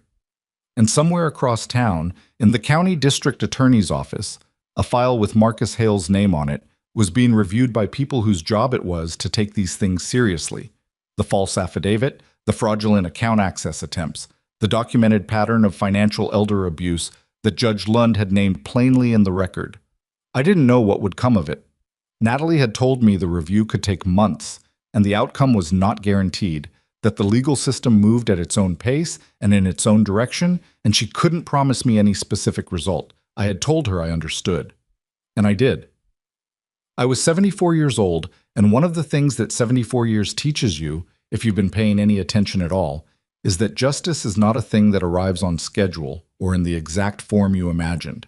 Sometimes it comes incomplete. Sometimes it comes sideways. Sometimes what looks like justice from the outside is really just the accumulated weight of truth pressing down on a lie until the lie collapses under it. Not because of any particular intervention, but because lies are structurally unsound and truth is patient.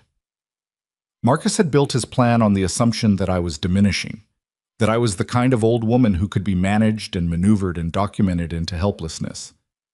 He had been wrong, and now I had $45 million, a daughter who was slowly, painfully finding her way back to me, a neighbor who drove me to appointments without being asked and sat in parking lots waiting with classical music on the radio, and a house that was mine, undeniably, legally, completely mine, with maple trees out front and a creaky third step, and Raymond's table in the kitchen where the morning light still fell exactly the way it always had. I thought about what Natalie had said in our first meeting, weeks before any of this had resolved. The mistake people like him always make is thinking you weren't paying attention. I had been paying attention for 74 years. I had just stopped showing it for a while. That was over now. And whatever came next, whatever I built with the resources I now had, whatever healing Lillian and I managed to excavate from the rubble of the past 8 years, whatever form the future took in the chapter of my life, I had never expected to be beginning at 74. I was going to face it with my eyes open, my feet on my own ground, and my name on everything that was mine. Marcus Hale had left nothing in this house but empty drawers and a leather chair-shaped dent in the floor of Raymond's study. I was going to fill every inch of the space he had vacated with something that actually mattered. I just needed a little time to figure out exactly what that was.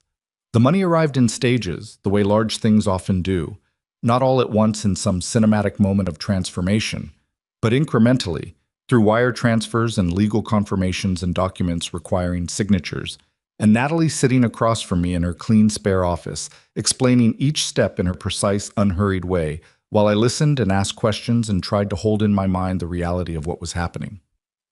$45 million. I kept saying the number to myself in private moments, not out of greed. I want to be clear about that because I think when people hear a number like that, they assume a certain kind of hunger, a certain intoxication, but out of sheer disbelief. Not disbelief that I had won. Disbelief that I was still here to win it.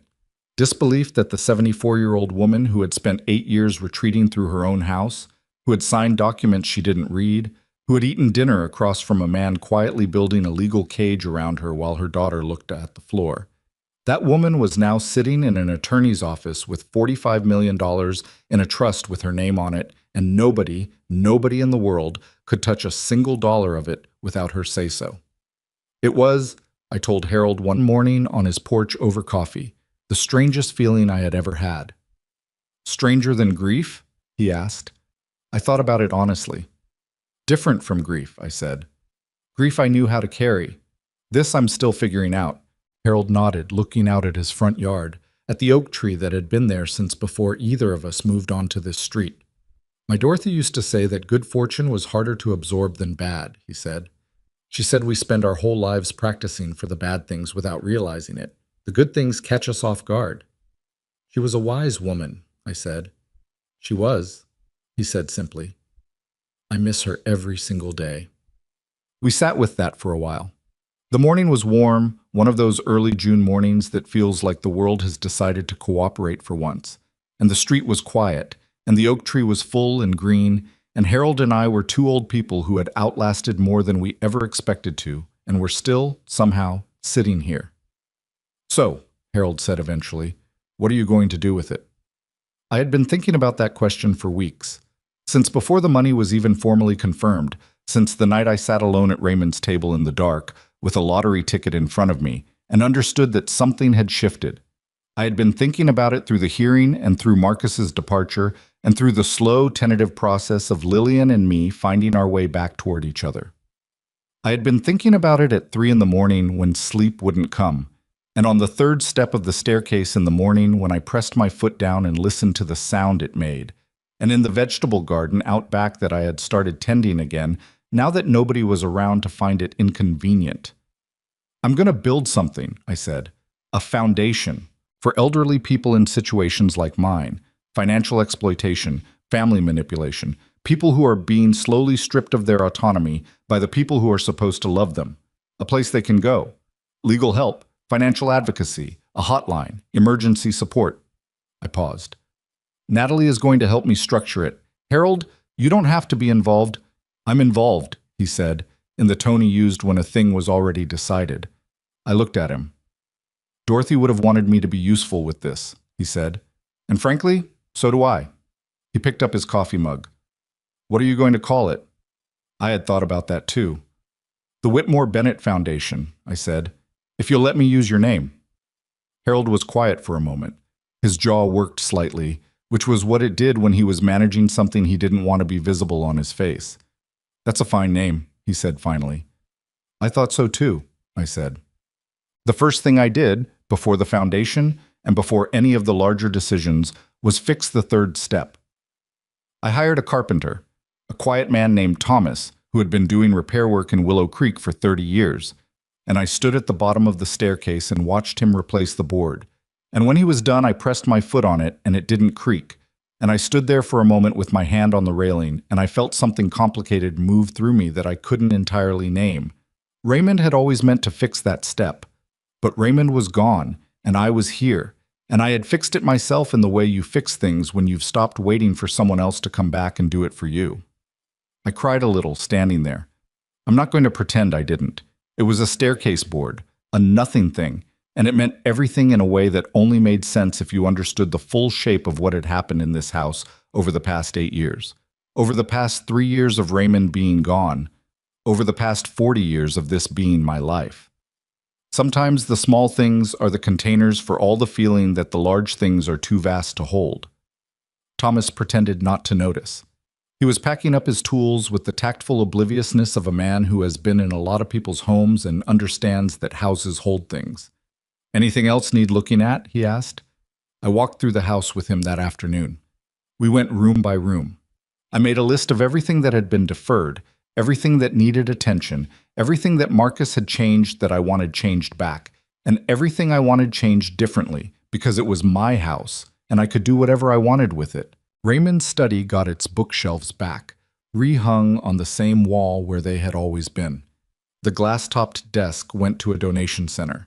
I repainted the room myself, badly, with brush marks visible in a few places near the ceiling, in the same deep green it had been when Raymond was alive, because I had always loved that color, and because sometimes going backward is actually going forward.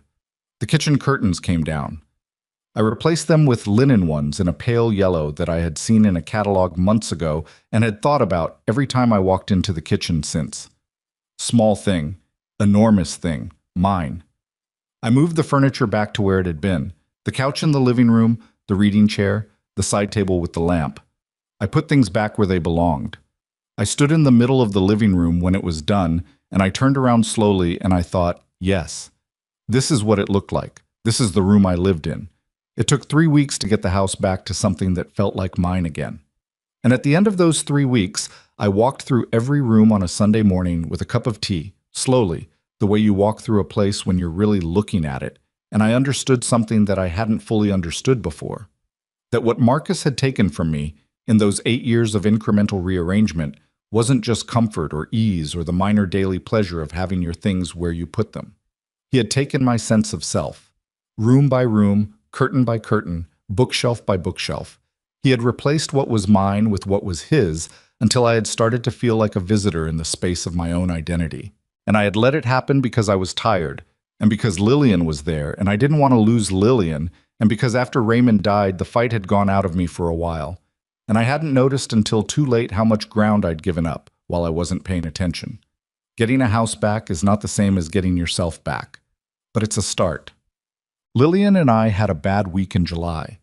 I want to include this because stories about family healing tend to flatten it into a clean upward line. And the truth is that healing between two people who have hurt each other is not a clean upward line. It's more like weather, variable, sometimes coming from directions you didn't anticipate, occasionally delivering something rough when you thought you were past the worst of it. The bad week started on a Tuesday when I found, while cleaning out the guest closet, a folder that Lillian had apparently forgotten, or perhaps left, I was never entirely sure, that contained printed email exchanges between her and Marcus from 2 years ago. I sat on the edge of the guest bed and read them, and what I read was a version of myself I had never seen before, assembled from Marcus's descriptions in those emails.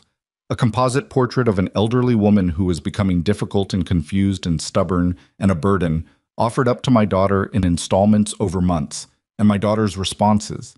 Not pushback, not challenge, but the particular acquiescence of someone who has stopped questioning the narrator. I read those emails and I sat with the folder in my hands for a long time. When Lillian came home that evening from her new job, she had found a bookkeeping position in Claremont, had been working for 3 weeks, was slowly building a life that was hers rather than a life that was Marcus's.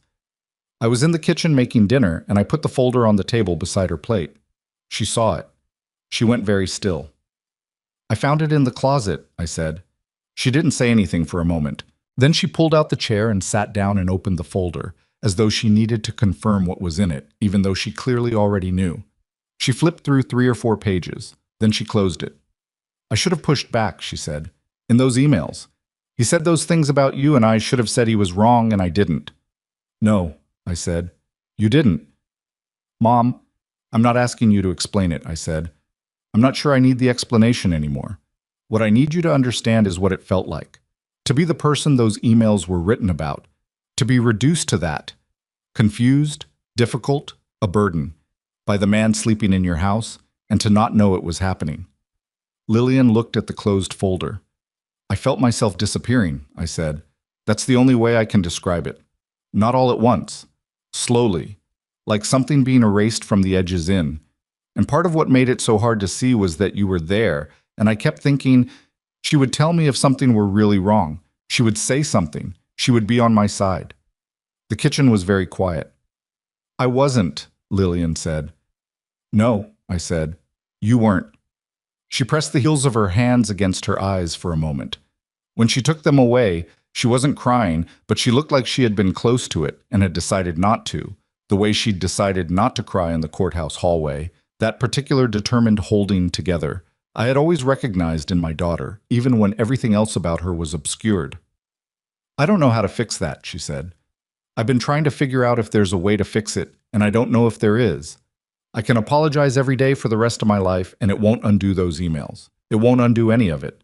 "I know," I said. "So what do I do?" I put dinner on the table. I sat across from her. I thought about what Raymond would have said, which I was still doing, probably would always do. Using him as a reference point the way you use a compass, not because the compass tells you where to go, but because it tells you where north is.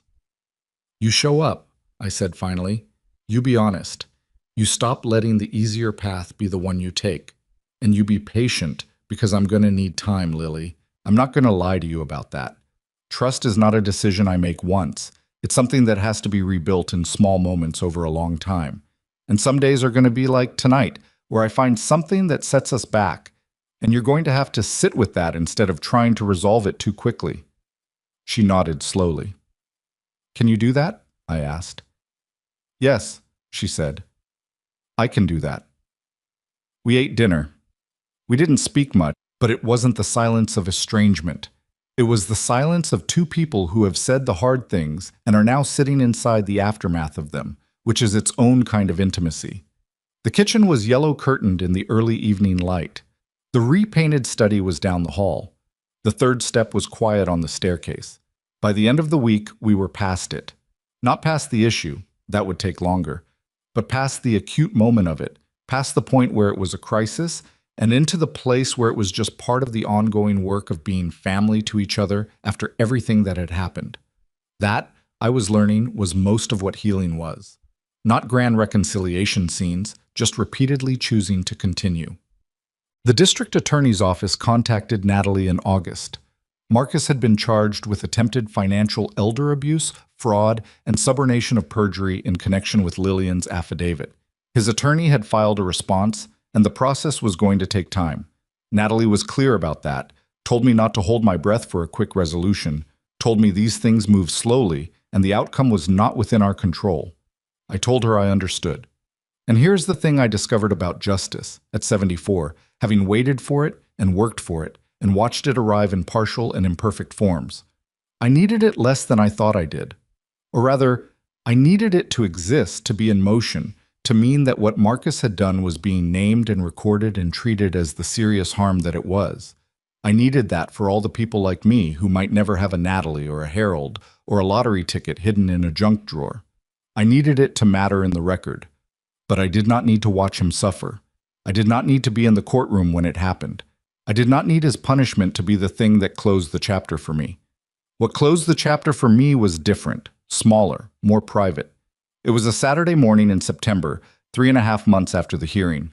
I was in the garden, the vegetable garden in the back of the farmhouse that I had reclaimed along with everything else, where the tomatoes had come in late but decent, and the basil was enormous, and the beans had done well despite my sporadic attention. I was kneeling in the dirt with my hands in the soil and the late summer sun on my back, and Lillian was sitting on the back porch steps with a cup of coffee watching me work.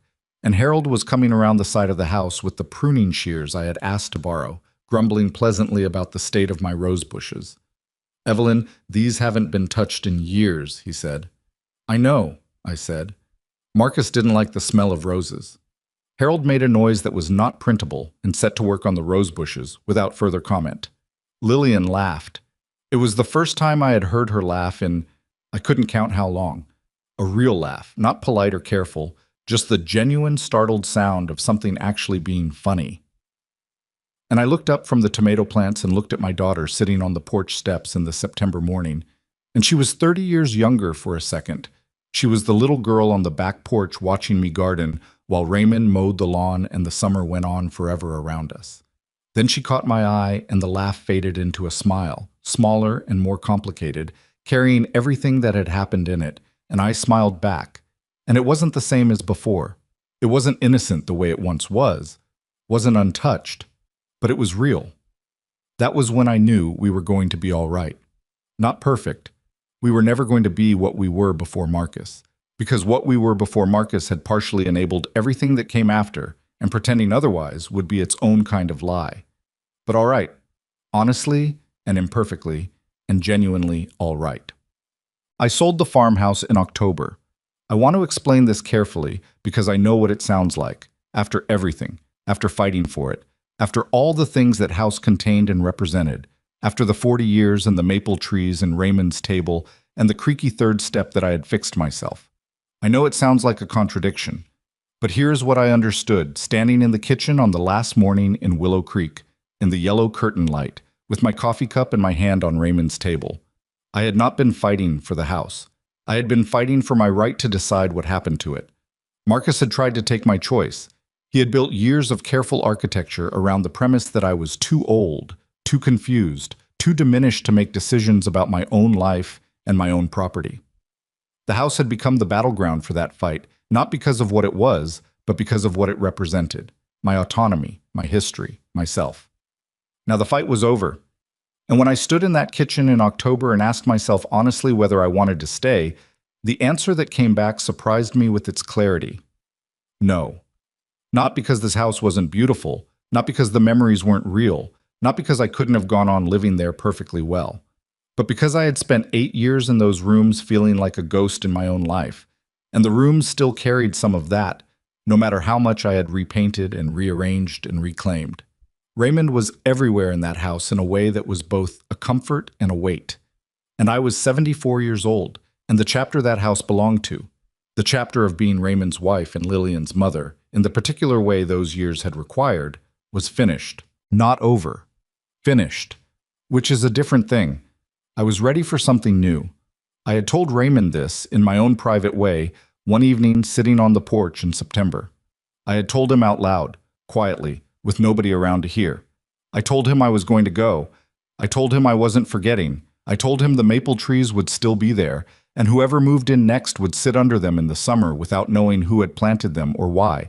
And that was all right, because that was how things worked, the world full of trees and tables and third steps that carry other people's histories invisibly. He would have understood. Raymond was always better than me at letting go. The buyers were a young couple with 2 small children.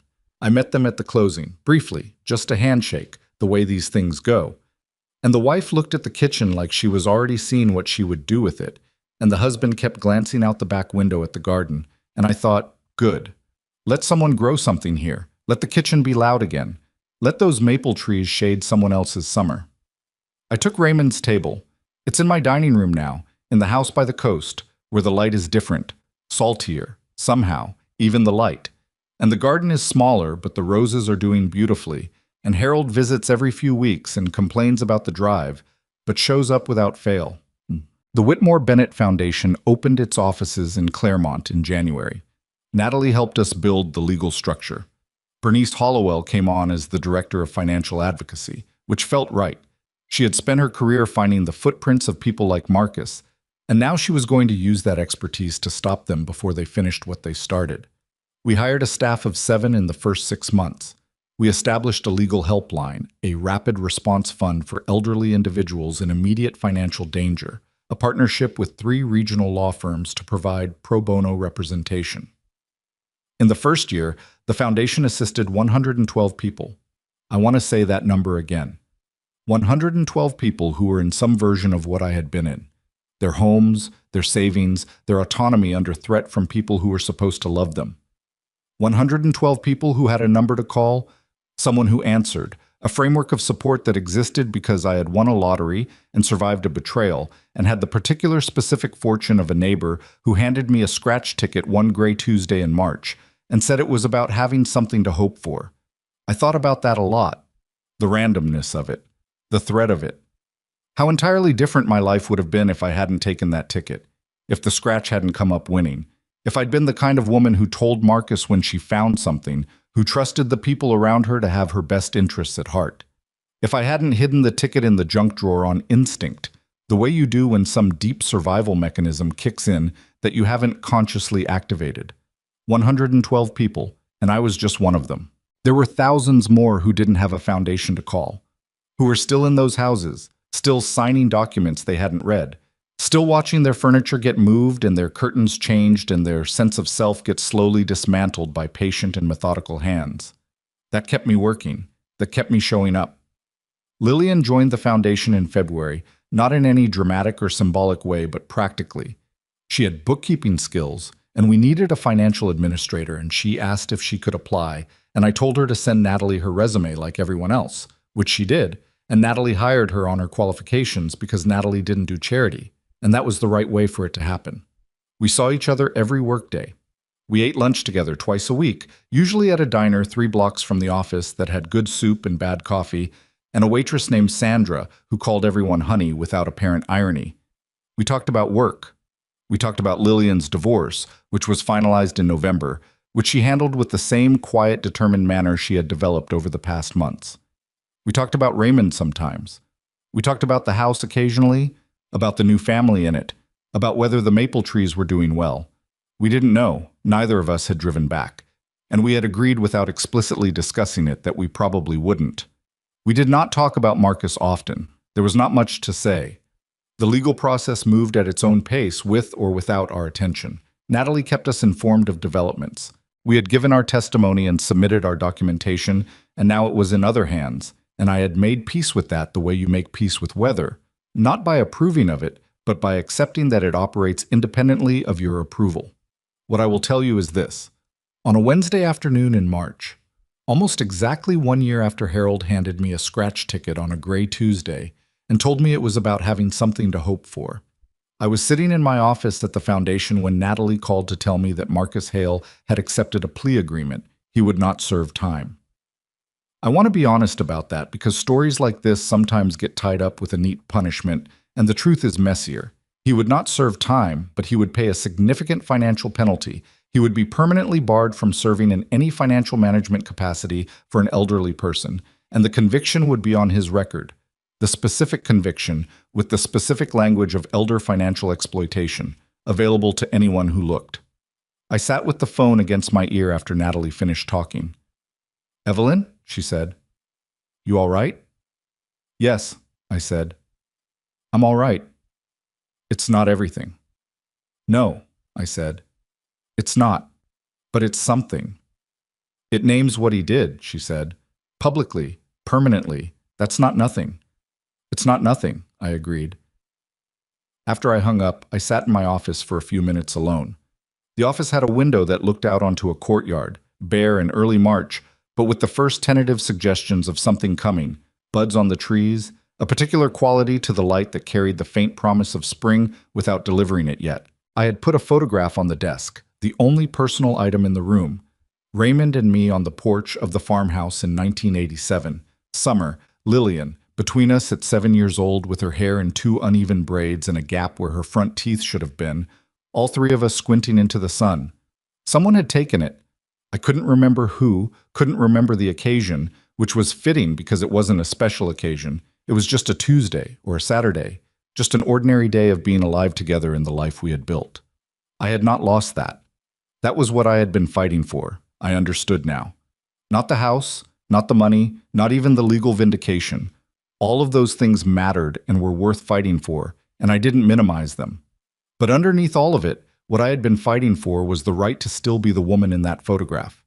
The woman who planted maple trees and fixed the third step and made dinner at Raymond's table and grew tomatoes in the garden and drank coffee on Harold's porch and read to her daughter in the blue armchair until the little girl fell asleep.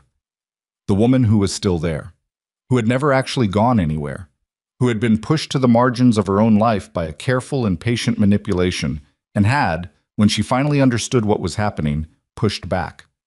I turned 75 in April. Lillian organized a small dinner. Harold came, and Natalie and her husband, and Bernice, and a few people from the foundation staff.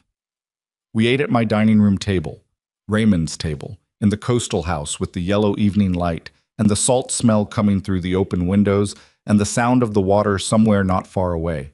Lillian had made a cake. She was not a good baker, had never been, had always had a tendency to undersweeten and overbake, which she knew about herself and had never quite corrected. And the cake was slightly too dry and the frosting was applied with more enthusiasm than technique. And it was the best cake I had ever eaten because she had made it herself, and because she was standing across the table from me with frosting on her wrist that she hadn't noticed yet, looking at me with an expression that was trying to be casual and not quite managing it. "Happy birthday, Mom," she said. "Thank you, Lily," I said. Harold raised his glass. "To Evelyn," he said, "the most formidable woman I have ever had the pleasure of knowing." "That's a very low bar, Harold," I said. "You spend most of your time with me and your rose bushes." The table laughed. Harold shook his head, smiling at his glass. I looked around that table, at the faces of people who had chosen to be there, who were there freely and genuinely, who wanted nothing from me except the ordinary human thing of being in each other's company. And I felt something that I want to be careful about naming because I don't want to make it sound simpler or cleaner than it was. What I felt was not uncomplicated happiness. There was grief in it. Raymond's absence was present in the room the way it always was at occasions he should have been part of. A specific shape of missing that I had carried for 10 years and would carry for whatever years remained. There was the complicated weight of Lillian across from me, the love and the history and the hurt and the slow, careful work of rebuilding, all of it present in the room alongside the cake and the laughter. There was the awareness of what the foundation was doing and the awareness of what it couldn't do, of the people it reached and the many more it hadn't reached yet. All of that was there. But underneath it, threaded through it, there was something that felt like solid ground, like standing in a place that was actually yours and knowing it, not because anyone had confirmed it or declared it or handed you a document proving it, but because you had fought for it and it had held. I had spent 8 years feeling like a ghost in my own life, watching from the margins, retreating, telling myself it wasn't worth the fight. And then one gray Tuesday in March, a neighbor handed me a lottery ticket and reminded me, without meaning to, without even knowing he was doing it, that hope was a thing you could choose, that you could pick it up, even at 74, even after years of putting it down repeatedly and walking away from it. I had picked it up. I want to say something now, directly, to whoever is listening to this story. Not as Evelyn Whitmore, as someone who has lived inside this and come out the other side and wants to tell you what it looked like from the inside, what it felt like, what I wish someone had said to me while it was happening. If someone is moving through your life and doing it incrementally, shifting things, replacing things, making you feel like your presence in your own spaces is slightly inconvenient, slightly too much, slightly in need of management, pay attention. Not to the individual moments, because individual moments are easy to explain away. Pay attention to the pattern. Pay attention to the direction. Pay attention to the slow drift of yourself away from the center of your own life, and ask, honestly, who is driving that drift and why? You do not have to be old to be vulnerable to this. You do not have to be alone or grieving or financially dependent. What you have to be is human, which means you can be tired, and you can love people who are not good for you, and you can confuse someone's certainty for someone's correctness. And you can stay in a situation longer than you should because leaving feels like a failure and staying feels like hope.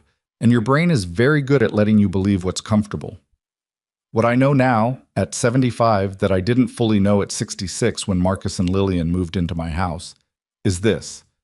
Love does not require you to diminish yourself.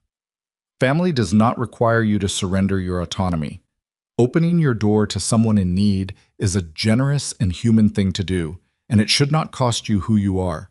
The moment it starts costing you who you are, that is not family anymore. That is something else wearing family's clothing. And I know how hard it is to name that when the person wearing the clothing is someone you love. I know how much easier it is to tell yourself you're overreacting, that they mean well, that if you just accommodate a little more, it will get better. I told myself those things for 8 years. I told them to myself so many times, they started to feel like facts. They were not facts. They were stories I told because the truth was too hard to hold. The truth was, I was being exploited by someone who had looked at my grief and my generosity and my love for my daughter and had calculated that those things made me manageable. The truth was, my daughter had chosen the easier path so many times it had started to feel like her only path. The truth was, I had stopped fighting not because I had given up, but because I had forgotten, for a while, that I had anything worth fighting for. I had not lost my fight. I had just mislaid it. When I found it again, in a junk drawer tucked behind expired coupons and takeout menus, in the shape of a lottery ticket I had bought on a whim, everything else followed. Not easily, not cleanly, but it followed. You do not need a lottery ticket. You need to remember that what is yours is worth protecting. Your home, your savings, your memories, your sense of yourself as a person with agency and dignity and the right to occupy the center of your own life. These things are worth naming, worth defending, worth the discomfort of the fight, which is real and hard and will cost you things and is still worth it. Older people are not obligated to be grateful for whatever is given to them. Older people are not obligated to be easy. Older people are not past the point of new chapters, new fights, new mornings with coffee and open windows and the sound of water. I am 75 years old. I have a foundation that helped 112 people in its first year and will help more in the years ahead. I have a daughter who is imperfect and trying, which is what most of us are when we're being honest. I have a neighbor who drives 3 hours round trip to complain about my rose bushes and call it a social visit. I have Raymond's table in my dining room and a garden with roses and a house by the water that is mine, entirely, legally, undeniably mine, with no documents hidden in unlocked filing cabinets and no one intercepting my mail and no one in the world who gets to tell me what to do with my own life. I press my hand against Raymond's table sometimes. In the morning, the way I used to press my foot on the third step, just to feel the solid warmth of it, just to remember what it means to have something that has lasted. He built that table in 1983 with wood he bought from a mill outside of Willow Creek, and a set of borrowed tools and more confidence than skill, and it has outlasted the house he built it in and everything that happened around it and a man who thought he could take it. I think about what it means to build something that lasts, to plant trees you might not see fully grown, to hand a neighbor a scratch ticket on a gray Tuesday because your late wife said it was about having something to hope for. I think about the 112 people, about the ones we haven't reached yet. I get up every morning and I go to work. And I am finally, entirely, irrevocably myself. You need to remember that what is yours is worth protecting. Your home, your savings, your memories, your sense of yourself as a person with agency and dignity and the right to occupy the center of your own life. These things are worth naming, worth defending, worth the discomfort of the fight, which is real and hard and will cost you things, and is still worth it. Older people are not obligated to be grateful for whatever is given to them. Older people are not obligated to be easy. Older people are not past the point of new chapters, new fights, new mornings with coffee and open windows and the sound of water. I am 75 years old. I have a foundation that helped 112 people in its first year and will help more in the years ahead. I have a daughter who is imperfect and trying, which is what most of us are when we're being honest. I have a neighbor who drives 3 hours round trip to complain about my rose bushes and call it a social visit.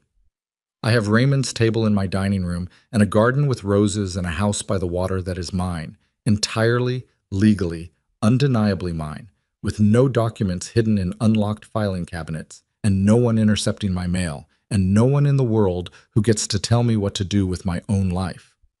I press my hand against Raymond's table sometimes, in the morning, the way I used to press my foot on the third step, just to feel the solid warmth of it, just to remember what it means to have something that has lasted.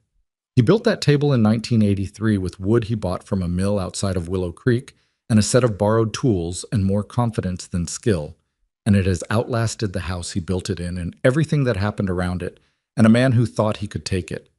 I think about what it means to build something that lasts, to plant trees you might not see fully grown, to hand a neighbor a scratch ticket on a gray Tuesday because your late wife said it was about having something to hope for.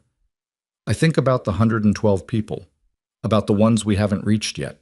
I get up every morning and I go to work, and I am finally, entirely, irrevocably myself.